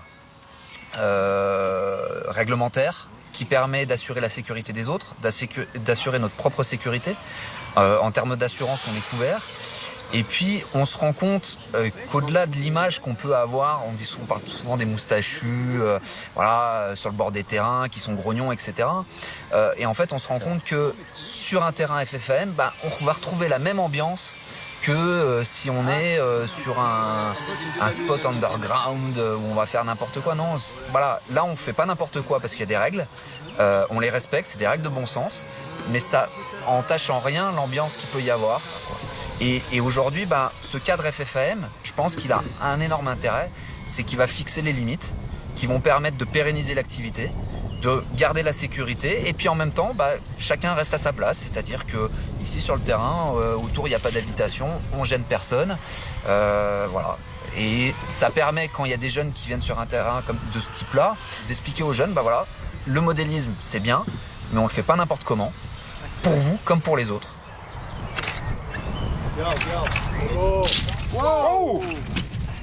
Jusqu'à présent, les radiomodélistes volaient tous en club. La différence avec un... Et voilà, mais chacun apporte sa pierre à l'édifice et ça fait que l'ensemble est plutôt cool, je pense. D'ailleurs, c'est pour ça que ça a marché autant. En France, dès qu'on dit drone, il y a une telle connotation armée, guerre, espionnage, c'est un peu anti-américain. C'est le drone, on pense que c'est américain. Donc il y a une telle déferlante de mauvaises images sur le drone, le mot drone, ce qui fait que nous on se dit il faudrait qu'on se détache de ça. Il faut qu'on parle de multirotor, parce que voilà, le drone effectivement c'est militaire, mais ça, je pense que ce mal est quand même vraiment français, quoi. Ce qu'il faut comprendre, c'est que le mot drone, c'est un mot qui est rentré dans les usages, c'est un mot qui est mal employé. dans la majeure partie du temps. J'ai même pas l'étymologie même du mot drone, hein. Mais certains disent que pour utiliser le mot drone, il faut que ce soit un vol autonome sans action humaine. Nous, sans intervention humaine, durée de vie 5 secondes. Le problème, c'est que ça a commencé par des mauvaises informations. Tout a été rassemblé, ça c'est un drone. Pas du tout, ça c'est pas un drone. Un drone, ça peut être des drones militaires, ce sont des appareils qui n'ont pas de pilote. Donc on a tout mis dans la même famille. À mes yeux, tout ce qu'on utilise là, c'est ce qu'on appelle des multicoptères. Pourquoi? Parce qu'il y a plusieurs hélices, qu'il y en ait 4 ou 6. On va appeler ça des quadricoptères ou des hexacoptères, tricoptères s'il y en a 3. Drone, pour moi, ça va plutôt définir un objet qui est là pour surveiller les gens, tirer des informations ou les tuer. Ce qui n'est pas du tout ce qu'on fait. Nous, on est là pour s'amuser. Donc on est à l'opposé, on va dire, sur l'échelle du spectre sémantique entre drone et course de FPV. On est à l'autre bout. Mais il est tellement utilisé ce mot-là que les gens, si on a des multicoptères, ils vous regardent comme une poule qui a trouvé un couteau. Si on dit un drone, bah là, ils comprennent. Détachons-nous quelques minutes du FPV Racing pour revenir en compagnie de Frédéric Botton sur l'évolution des appareils de loisirs grand public ces dernières années. L'un des premiers, c'était le Lady Bird de Walkera. Une petite révolution qui permet à un grand nombre de pilotes de se lancer dans le pilotage de multirotor. Il était suivi par le X4 de Upsan. Alors on pourrait se dire, c'est le même, c'est quasiment le même, mais là l'électronique est quand même un cran au-dessus et il est d'une maniabilité extraordinaire. Le X4 a démocratisé le monde du multirotor dans le grand public. DJI, c'est un constructeur chinois qui a sorti une machine qui est vraiment différente des autres. C'est un peu l'iPhone du drone. Pourquoi? Parce qu'il est joli. Il a un look blanc que n'avaient pas les anciennes machines, qui avaient plutôt un look un peu militaire, hein. C'était noir avec des tubulures. Et ça a changé vraiment la perception des appareils. Il y a eu un grand changement, c'est le fait que l'électronique à bord soit vraiment poussée. Je pense que c'est la téléphonie mobile qui a le plus aidé à ce que l'électronique à bord soit vraiment performante. Donc on a des appareils qui deviennent des concentrés de technologie. Je ne vais pas dire qu'ils volent tout seuls, mais presque. C'est cette petite caméra qui a démocratisé, alors celle-là ou les GoPro, quand l'appareil est en vol, la nacelle se débrouille pour que la caméra soit toujours orientée dans le même sens. On a l'impression que c'est une Steadicam, c'est-à-dire que l'image est parfaite, elle ne bouge pas, même s'il y a du vent, même si le pilote est un peu sauvage, ça fait toujours une belle image. Et il faut reconnaître que les fantômes, ça a été quand même la révélation pour le grand public, parce que ils ont rendu le truc, leur gros avantage, c'est d'avoir rendu le truc accessible à tout le monde. C'est du plug and play, c'est très facile à piloter, c'est bourré d'assistance. C'est beaucoup plus facile d'accès pour quelqu'un qui connaît pas que des drones de course ou même les anciens qui avaient, quoi.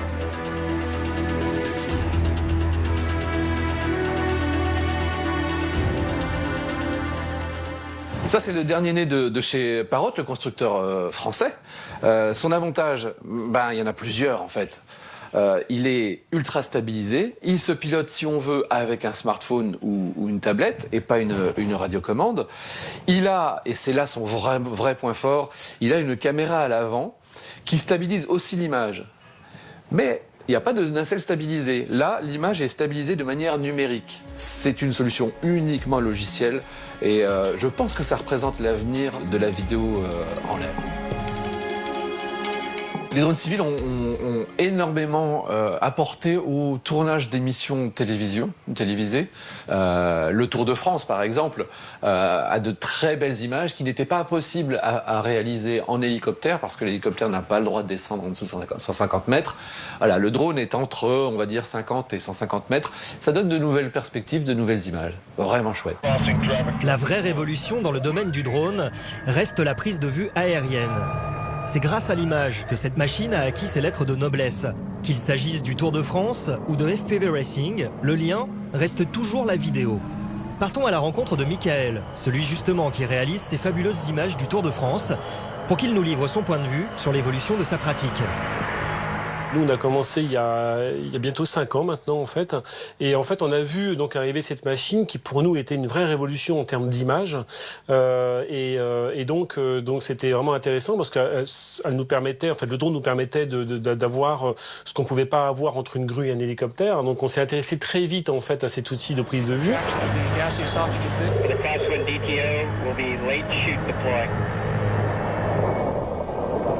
Endeavour speed already 300 miles per hour. Altitude 1 mile.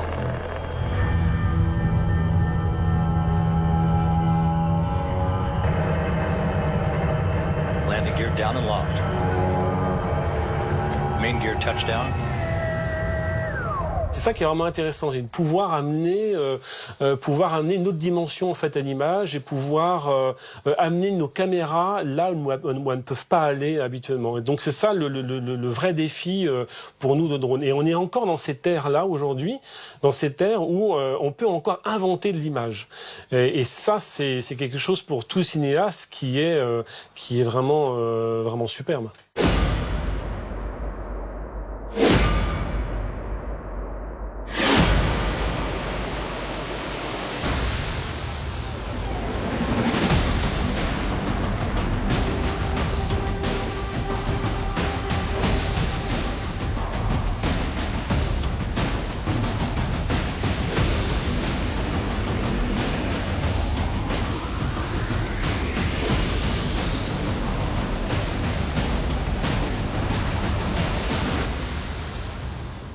On était dans le champ derrière, on a fait un premier vol, on volait au-dessus des betteraves, on était comme des fous. Parce qu'on se disait, mais c'est formidable de filmer des betteraves comme ça. Donc c'était génial. Mais encore une fois, là, on s'imaginait absolument pas le potentiel et le chemin qui s'ouvrait à nous. Ne serait-ce que de filmer des pauvres betteraves dans un champ, les gens étaient émerveillés comme des gamins de 12 ans. Et après, on s'est imaginé tout ce qu'on pouvait faire derrière. Après, c'était que des rêves de gosses. C'est-à-dire que nous dire qu'on allait faire voler un drone en Antarctique, pour nous, c'était inimaginable.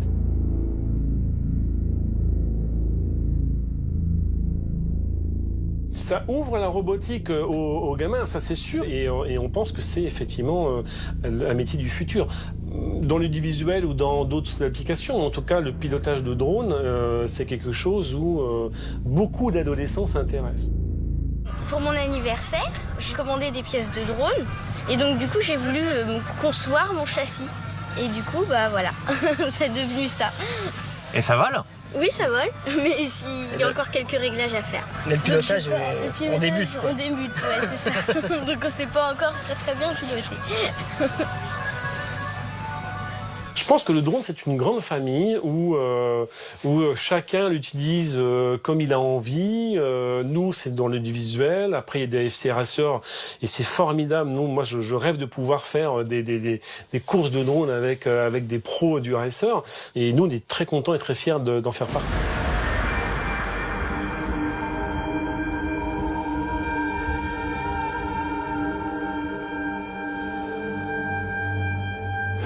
Nous allons voir maintenant en quoi consiste le FPV. Cette discipline de l'aéromodélisme radiocommandé récente est née au début des années 2000 pour devenir populaire en 2014. Mon premier vol en immersion dans mon village à Argonnet.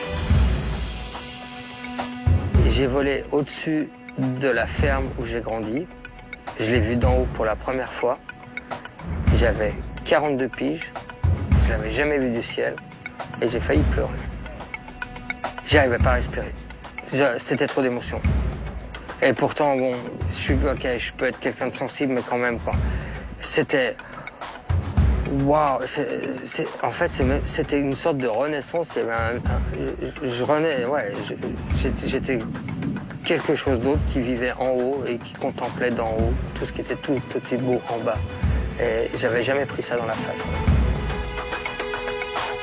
Hervé, en fait, un jour, il m'a contacté en me disant « Tiens, il faut que je te fasse voir un truc, je suis sûr que tu vas aimer, mais à 100%. » Réellement. Donc, on vient très très vite addict.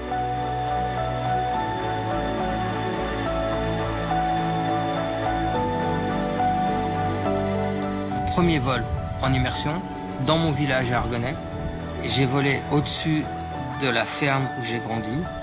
Je l'ai vu d'en haut pour la première fois. J'avais 42 piges, je l'avais jamais vu du ciel et j'ai failli pleurer.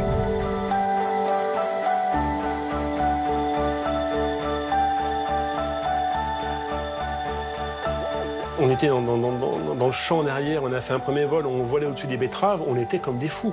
Parce qu'on se disait, mais c'est formidable de filmer des betteraves comme ça. Vous avez les sensations d'un avion de chasse qui se balade au ras du sol. Ben voilà, quand vous avez goûté à ça, L'un des premiers vols que j'ai fait, il y a un pigeon qui s'est approché de moi et qui a tourné autour. Donc j'ai essayé tant bien que mal de tourner autour de lui. On s'est cherché pendant, ça a duré 3 secondes. Mais je me suis senti un oiseau à ce moment-là, moi aussi. Tu vois le nuage, tu poses ta chaise sur le nuage, tu t'assois et tu regardes comme ça en bas. Voilà, le temps s'arrête.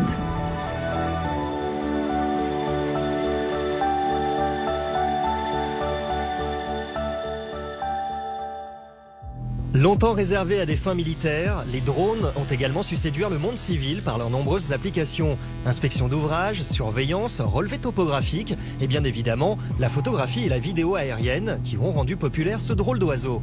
Mais nous allons découvrir dans ce film une nouvelle pratique et des drones qui sortent de l'ordinaire. À la frontière entre l'aéromodélisme et le jeu vidéo, le FPV Racing, FPV pour First Person View ou bien encore pilotage en immersion, a vu le jour en 2014 et se développe à grande vitesse aux 4 coins du monde. Grâce à une caméra fixée sur l'appareil et raccordée à des lunettes spéciales, les utilisateurs pilotent comme s'ils étaient à bord.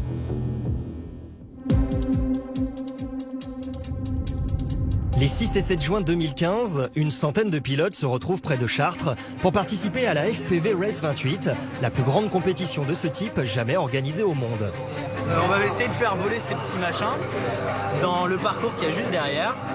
Et le but du jeu, c'est d'aller le plus vite possible, sans se cracher surtout, et de faire fonctionner la machine. Un des organisateurs ce matin disait que c'était une première en France de cette taille, première en France, première au monde. Voilà, on est les premiers. L'expérience inédite permet entre autres de poser les fondations d'un sport mécanique du futur. Pas question ici d'utiliser des drones prêts à voler vendus dans le commerce, trop lourds pour la course. La plupart des pilotes construisent eux-mêmes leurs drones. Ils sont spécialement conçus pour la compétition et n'ont plus grand-chose à voir avec ceux que l'on trouve dans le commerce. Ici, certaines machines dépassent les 100 km/h. Ça va le faire.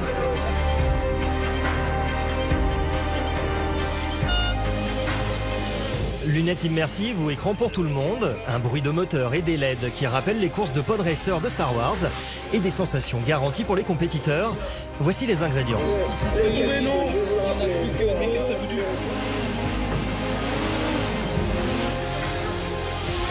C'est une bande de copains de Haute-Savoie qui, grâce à quelques vidéos YouTube et des millions de vues, ont offert une visibilité mondiale à cette jeune pratique et contaminé tout un tas de nouveaux venus. Cette activité, qui jusqu'alors ne réunissait que quelques groupes de copains, isolés un peu partout sur la planète, prend alors une autre dimension.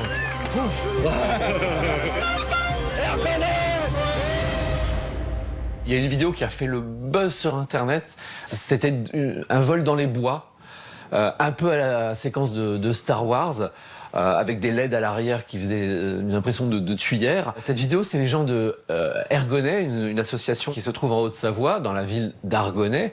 Le jeu de mots est sympa. Et le but, c'était de se tirer la bourre dans des bois. Et ça donnait envie à la planète entière, finalement, 1 an après, de s'y mettre. L'initiation pour Barry ? Ouais. Partons à la rencontre des membres de cette association pour qu'ils nous racontent leur histoire et nous fassent découvrir cette nouvelle discipline qu'est le FPV Racing. Chartres, c'était la première très très grande course organisée en France, même mondialement. Jamais aucune course n'a été faite avec. Là, il y avait 108 pilotes. Ça n'a jamais été. C'est une première mondiale. Hein. Là, on parle bien d'un truc première mondiale. Hein. Et en fait, nous, de par nos vidéos, on était quand même très connus, attendus à Chartres. Donc, il fallait qu'on y aille absolument.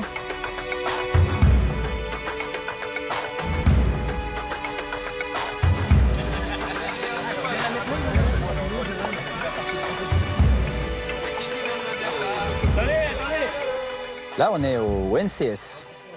NCS, c'est une forêt sur la commune d'Argonay.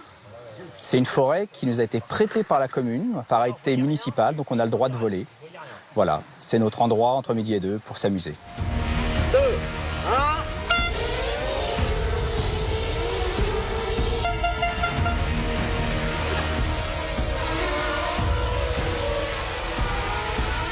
Avec mes amis d'Ergonay, on a une habitude de se retrouver entre midi et 2 pour beaucoup à la pause déjeuner.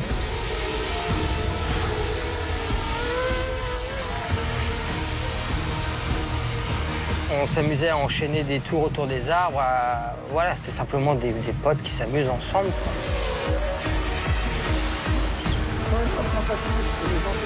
Naturellement, on en est venu à faire la course entre nous, quoi. Forcément, dès qu'on se retrouvait à 2 ou 3 à peu près avec le même niveau, on a fini par définir un tracé et à tourner le plus vite possible dessus.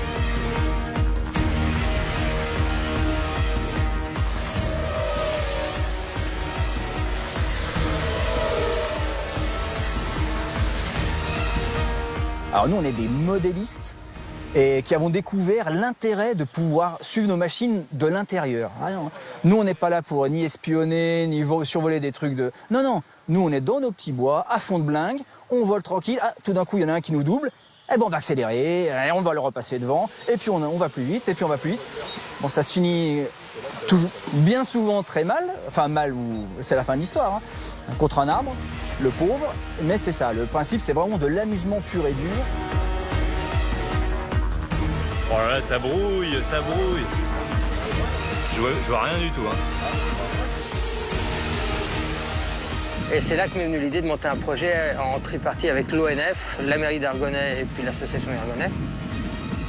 Le projet était un peu culotté à l'époque puisque c'était de prendre en gestion un morceau de forêt et d'accepter que pendant telle heure, ce morceau de forêt n'était plus un morceau de forêt mais était une piste de course de drone.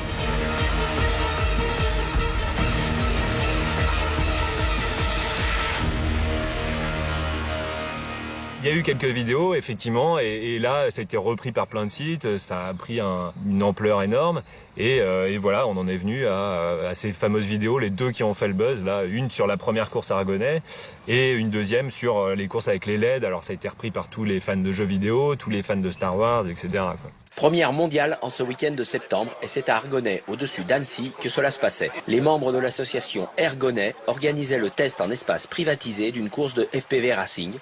Pour l'occasion, c'est une toute nouvelle pratique que nous vous présentons ici avec le FPV Racing. Quand on la voit, c'est la scène de pod racing dans Star Wars. Et je pense qu'on est dans des générations, donc les nôtres qui avons connu les premières trilogies Star Wars, et puis maintenant les nouvelles générations qui ont connu la deuxième trilogie Star Wars. C'est vraiment cette image-là. Le pod racing dans Star Wars, c'est ça, quoi. Sauf que là, on est acteur, on n'est pas spectateur. Les LED, qu'est-ce que ça a attiré? Ça a attiré les geeks. Énormément de geeks en termes de vision. Ça a attiré les gamers parce qu'on était en forêt et on se tape dessus et on repart. Donc ça rappelle vraiment les jeux vidéo. Résultat des courses. 2 vidéos, Crash Station et puis celle de la course semi-officielle qu'on a fait au niveau du club, ont eu des millions de vues. Un gros phénomène s'est déclenché et le FPV Racing était né, mais simplement par un concours de circonstances parce que les images attiraient les geeks, les gamers et puis les pilotes de FPV. On a vraiment été témoin de l'explosion qui s'est passée autour de cette vidéo. Et maintenant, tu vas sur Internet, le terme FPV Racing n'existe pas avant octobre 2014. Terminé. On est tombé là-dedans comme on se casse la gueule d'une chaise. Vraiment. Tout simplement. Personne l'a vu venir. C'est ce truc-là, c'est arrivé dans les courses de drone. La vidéo, ça vient d'un village de 2000 habitants au fin fond de la Yacht. C'est vraiment le truc qui est tombé comme on se casse la gueule d'une chaise. Le noyau dur d'Argonay, il y a tout plein de profils qui sont différents, tous intéressants à prendre à part. Il y a les spécialistes techno, il y a les spécialistes pilotes, il y a les spécialistes du montage, machin, il y a les spécialistes de la com aussi. Donc c'est marrant, on retrouve tout plein de profils. On m'a fait voir donc le premier vol FPV avec les lunettes et tout, le petit émetteur vidéo, et on se promène en 3 dimensions en avion. FPV, ça veut dire First Person View, c'est un peu comme dans les jeux vidéo. Hein. L'idée, c'est vue à la première personne. Pourquoi vue à la première personne? Parce qu'en fait, il y a une caméra à bord. Qui, elle, envoie son signal à un émetteur vidéo, qui, lui, via l'antenne, transmet sur un canal différent de la radiocommande le signal vidéo qu'on reçoit dans les lunettes, directement. Voilà. Ça, c'est pour le plus basique. Ensuite, en plus, on rajoute une caméra HD petite, compacte et pas trop fragile qui permettent d'enregistrer en HD le vol. Quand sont arrivées les lunettes, ça fait quand même un moment que c'est arrivé assez vite. Là, c'est devenu tout de suite beaucoup plus immersif. C'est devenu, on est vraiment dedans, les lunettes, c'est comme si on avait un écran de 2 mètres à 2-3 mètres de nous, donc on est vraiment dedans. D'ailleurs, on voit plus l'extérieur, ça peut être un problème aussi dans certains cas. Vous l'aurez compris, vous observez le paysage comme si vous étiez dans le poste de pilotage et vous pilotez au gré de vos envies de direction en tenant compte bien sûr de la portée du signal radio.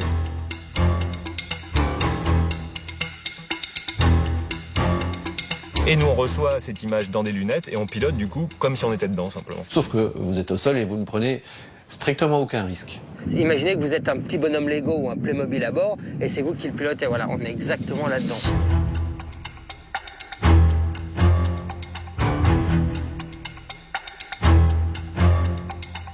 Là, on est en pilotage 100% manuel, il n'y a pas d'assistance du tout, donc pas d'assistance en altitude, pas d'assistance de position en GPS. On n'utilise pas l'assistance en attitude non plus, c'est-à-dire qu'il ne revient pas à plat, pour avoir un maximum de sensations justement. Et quand on sait faire, c'est un petit peu plus difficile au départ, mais quand on sait faire, c'est 100 fois plus plaisant de piloter comme ça. On peut vraiment faire ce qu'on veut, passer où on veut, très précisément. Le but est de s'amuser et on se sent libre de voler. C'est très amusant quand on pilote en immersion, hein, c'est le terme consacré pour le vol en FPV. On peut dire « je monte au-dessus de l'arbre ». Parce que j'ai envie. Et puis je redescends, et puis j'y remonte, un peu comme un oiseau.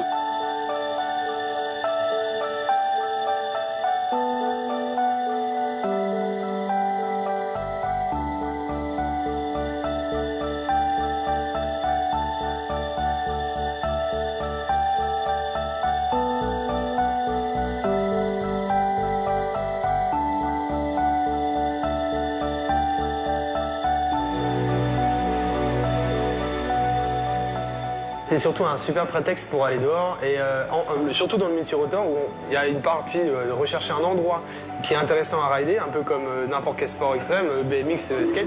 On cherche les trajectoires qu'on peut voir dans l'environnement.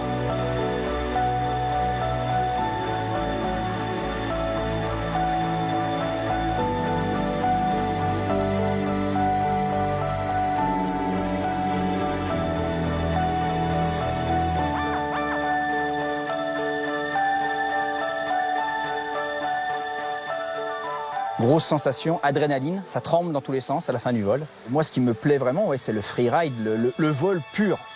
Calme, cool, des belles courbes, et surtout, c'est trouver l'endroit.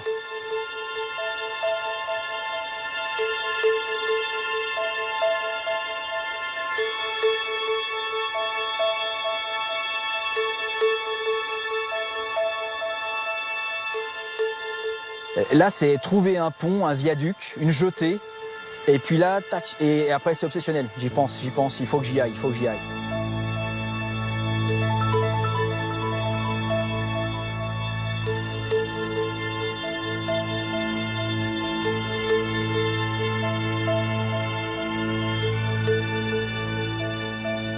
Les vols se font très tôt le matin. J'ai fait un vol par exemple sur une falaise au bord du lac d'Annecy. Ça c'était un vol où justement je suis allé le matin, personne.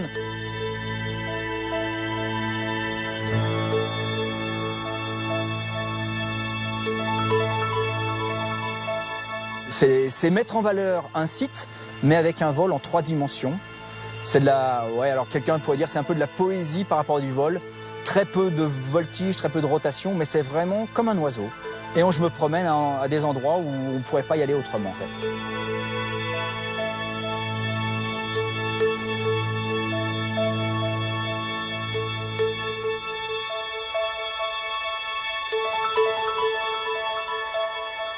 Et puis, garder cette sensation de relief, parce que quand on vole à trop haute altitude, ça écrase tout le relief en fait. On a l'impression que tout est plat, il n'y a que l'Everest qui dépasse un tout petit peu et encore.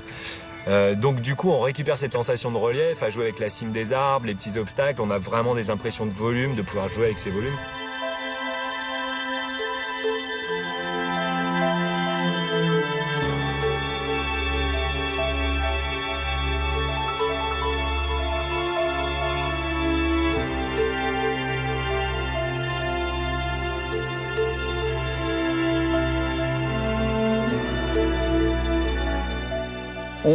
On met notre cerveau de terrien de côté et tout d'un coup, on rêve de voler. Moi, je pense que c'est vraiment à ça et on le fait tous les jours.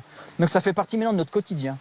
Donc même quand je fais maintenant il arrive à ce que je fasse des baptêmes FPV, je dis bien aux gens, voilà, tu t'assois et maintenant tu vas bientôt bien te concentrer parce que les 5 secondes qui suivent, c'est la première fois que tu vas décoller.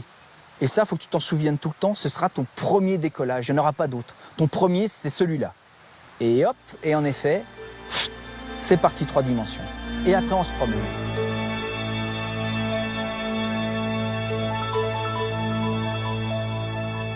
Et c'est intéressant parce que ça va vous permettre, dans un environnement que vous connaissez, par exemple autour de chez vous, vous allez pouvoir évoluer autour de chez vous comme jamais vous avez évolué de votre vie, parce que depuis que vous êtes né, vous marchez.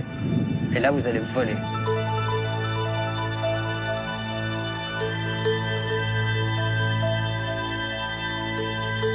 En Haute-Savoie, eh ben, il se trouve qu'il y a des gens, il y a énormément de mouvements sur l'immersion et sur les drones de loisirs. Il y a des équipes qui découpent leurs propres châssis et qui les customisent pour faire des machines. Alors celle-ci, c'est le JP Spider d'Aerotech. C'est un hexacoptère. Il y a aussi la Porquette, qui est une machine que tous les possesseurs de machines d'immersion ont essayé un jour ou l'autre. Soch présente Chat s'en va et chat revient. J'ai fait de tout petit rien. Chat se sent et chat se danse, chat revient, chat se retient comme une chanson populaire. Et vous, quand est-ce que vous pâchez ces choses? Des forfaits mobiles sans engagement à partir de 4,99 € par mois sur le réseau Orange. Soch! Je ne suis pas infaillible. Mon fond de teint l'est pour moi. Nouveau infaillible mat de L'Oréal. Fond de teint mat zéro compromis, tenu 24 heures. Technologie perlite, fini 100% mat. Résiste à tout, anti-stress, anti-humidité, couvrance parfaite, zéro brillance. Un teint mat, sans effet masque. Nouveau infaillible mat de L'Oréal Makeup Designer, Paris.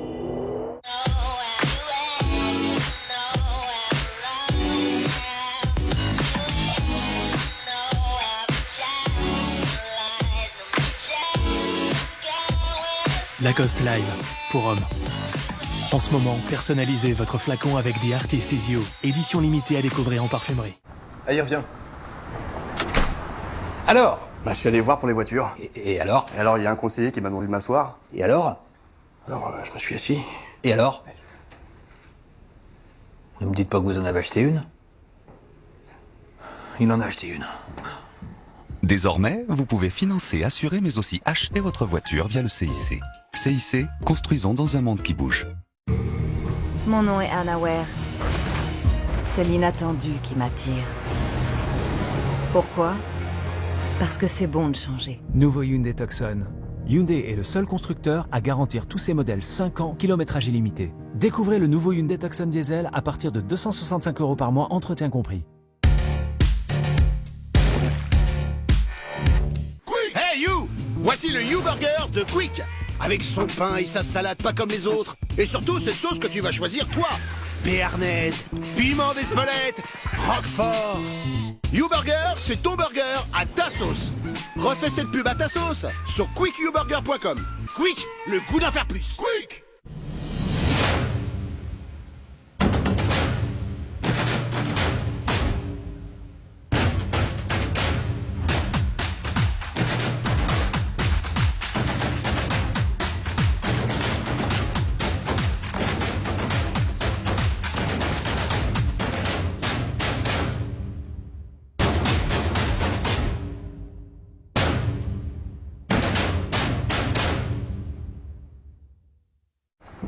Bien, ta nouvelle voiture! Tu l'as achetée où? Je peux pas trop t'en parler là.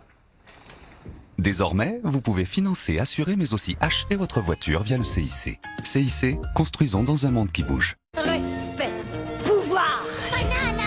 Retrouvez les mignons en DVD, Blu-ray et coffret. Banana. Et à l'achat et en location en vidéo à la demande sur la TV d'Orange.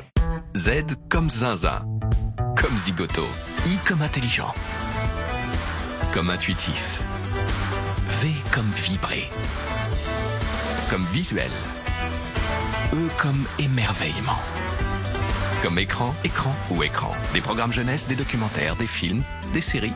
Une sélection en 4K jusqu'à 5 écrans. Nouveau, la VOD illimitée pensée pour toute la famille est dans Zive.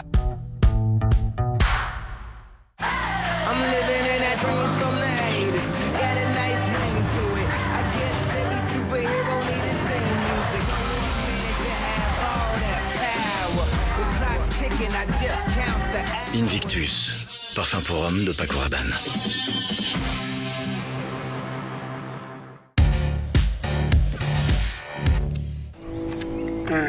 You turn me on. Aircraft is disarmed. Horizon mode. C'est sur les hauteurs d'Annecy que nous retrouvons la Porquette et son concepteur Olivier.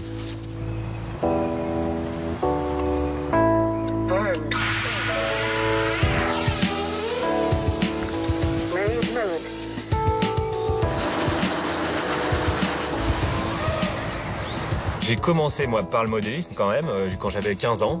Donc avion, à moteur thermique, etc. Et depuis, j'ai jamais décroché vraiment. En fait, pendant les périodes des études, j'ai un peu mis de côté, etc. Et encore que j'avais toujours un truc qui volait quand même sous la main et une télécommande.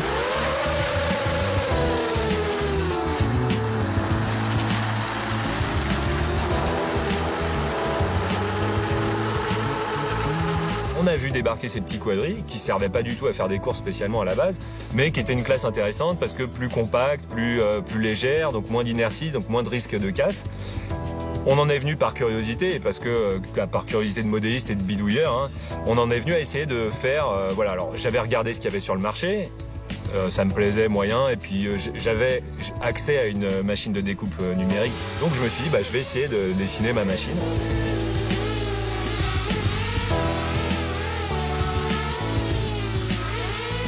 Donc le quad que moi je propose, le petit drone, c'est la Porquette. Alors la Porquette pourquoi ? Parce que Porco 777 qui est mon pseudo. Et donc voilà, c'est dérivé. Alors il y en a plusieurs quand même au moment où ça a pris de l'ampleur qui m'ont fait remarquer que c'était pas très marketing comme nom. Mais je m'en fous. Voilà. Et puis bon, alors au départ c'était Porquette tout court 2TE et c'est devenu Porquette Racer parce que un peu plus marketing quand même, on m'a dit. Voilà, et puis bon, le nom est resté et du coup elle est devenue un peu célèbre comme ça. Et puis bon, après on change pas le nom et puis moi ça me plaît bien. Ça ressemble un peu à un lardon en plus, donc c'est parfait.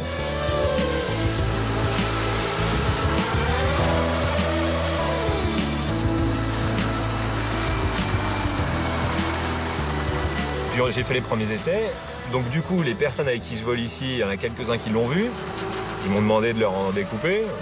Voilà, j'ai fait ça parce qu'il faut savoir quand même au départ que j'ai fait ça pour moi au départ. J'ai pas du tout fait dans le but de la vente. Il y a eu plusieurs relances, etc. Et puis de là est arrivée l'idée d'essayer de les commercialiser. Ce qui a fait que ça a marché autant, c'est surtout les vidéos qui étaient publiées, parce que, pas toutes, mais enfin il y en a quelques-unes qui étaient quand même vraiment sympas, ou dans des cadres jolis, on a l'occasion de se déplacer dans des cadres jolis un peu aux quatre coins du globe.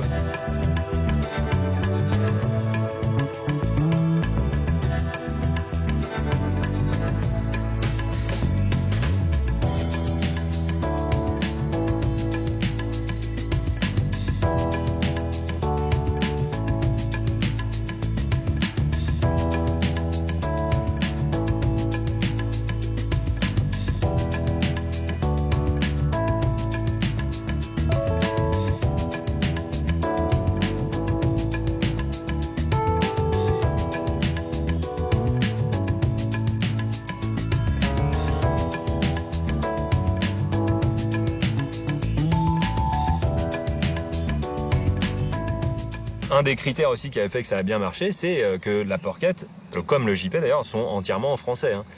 En design, en réalisation, etc.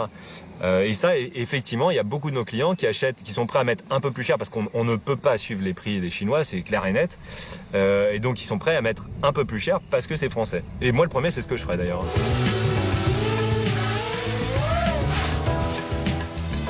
On va viser un obstacle déjà, le petit arbre là par exemple. Je fonce dessus, je mets du gaz, je continue à garder l'arbre dans le viseur et à un moment je pousse à fond pour finir le flip. Faut pas qu'il reste trop longtemps sur le dos en fait. Pareil le tonneau, le roll. On met un coup de gaz pour monter, je réduis, je tourne et je l'arrête à plat. On remet. Sur un vol, donc une batterie, ça va durer quoi, 6 minutes, entre 5-6 minutes selon l'intensité du vol. Effectivement, ça vide quand même pas mal parce que ça demande une grosse concentration. D'ailleurs, la plupart, c'est rare de pouvoir, sur un vol un peu intensif, je veux dire un peu compliqué, c'est rare de pouvoir parler en même temps de voler. Il y en a peu qui le font, ou alors c'est pas sur un truc très compliqué. Et c'est vrai que souvent, même entre nous, donc quand il y a pas la pression de la compète ou autre, Même entre nous, quand on commence à vraiment se tirer la bourre à 2-3, il peut arriver qu'on ait les mains qui tremblent, non pas de stress, mais de concentration, d'être tellement taqué et puis d'être dans la course, quoi. Le port des lunettes de FPV peut rendre assez ridicule, ouais. Ça, c'est possible. Ça arrive souvent. Cumulé à ça, le fait d'être assis dans un petit fauteuil, pour certains, ouais. Moi, je me refuse le petit fauteuil. Les lunettes, ça suffit. Le fait d'être pilote dans la vie de tous les jours aussi m'a, je pense, donné l'envie, par contre, de retrouver cette vue embarquée quoi, qu'on peut avoir dans les avions et d'essayer de faire, de rendre accessible tout ce qu'on ne peut pas faire justement en vraie aviation parce qu'il y a plein de règles, parce qu'on est contraint par un contrôle, etc. Donc on ne peut pas faire ce qu'on veut, ce qui est normal. Et là, c'était justement pour pouvoir juste surfer les arbres, juste traverser un champ au ras du sol, à fond. Essayer de retrouver ces sensations vues de l'intérieur et faire tout ce qu'on ne peut pas faire dans l'aviation réelle, quoi, bien évidemment. Une autre figure incontournable dans ce milieu, c'est Antoine. Il est fondateur avec Jean-Paul de la société Aérotech. Également installés à Argonay, ils sont les concepteurs du célèbre châssis J-Pay.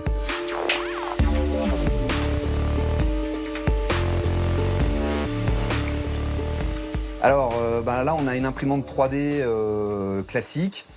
Donc effectivement, l'impression 3D a amené des possibilités qu'on n'avait pas avant et de fabrication de pièces, puisque globalement, on le voit ici, on va modéliser des pièces en 3D, comme on ferait un dessin, et ensuite, on va envoyer ces pièces-là à une imprimante qui, elle, va les imprimer en 3 dimensions. Je dirais que nous, là, avec les imprimantes 3D qu'on a, on fait de la production, mais on reste sur du semi-professionnel. On n'est pas encore industriel à ce niveau-là.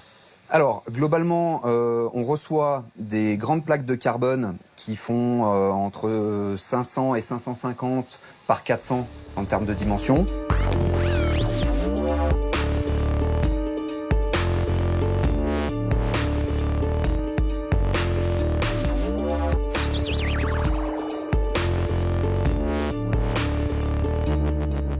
La commande numérique, avec d'une fraise, va venir découper le carbone pour sortir des pièces de ce type-là. Donc on va avoir toutes les pièces carbone, toute la partie accastillage, donc visserie, entretoise, et on va venir rajouter toute la partie électronique, donc moteur, contrôleur de moteur, et puis l'électronique de vol qui est à l'intérieur. C'est des châssis qu'on a conçus pour nous pilotes, pour pouvoir les utiliser dans les conditions dans lesquelles on les utilisait dans la forêt, dans les champs, etc. Et assez rapidement, le format 250 a pris et je dirais que nos châssis ont été plébiscités pour des raisons de solidité, pour des raisons de conception, pour le Made in France. Et on s'est retrouvé en fait très rapidement sur des volumes qu'on n'attendait pas du tout. C'est-à-dire qu'au départ, quand on a fait ça pour nous, il y avait le copain à droite, le copain à gauche dans la sauce qui disait moi j'aimerais bien avoir un châssis comme le tien, est-ce que tu peux m'en faire un? Et là on était vraiment sur, on se rend service mutuellement. Et avec les réseaux sociaux, avec les vidéos, on a eu de plus en plus de demandes en France, mais également à l'étranger, pour commercialiser ces châssis. Et de ce fait, on s'est dit, il faut qu'on mette une structure autour de tout ça. Et donc, on a fait le choix de créer une société, donc Aérotech en l'occurrence. Et même là, on a été très très surpris après des conséquences.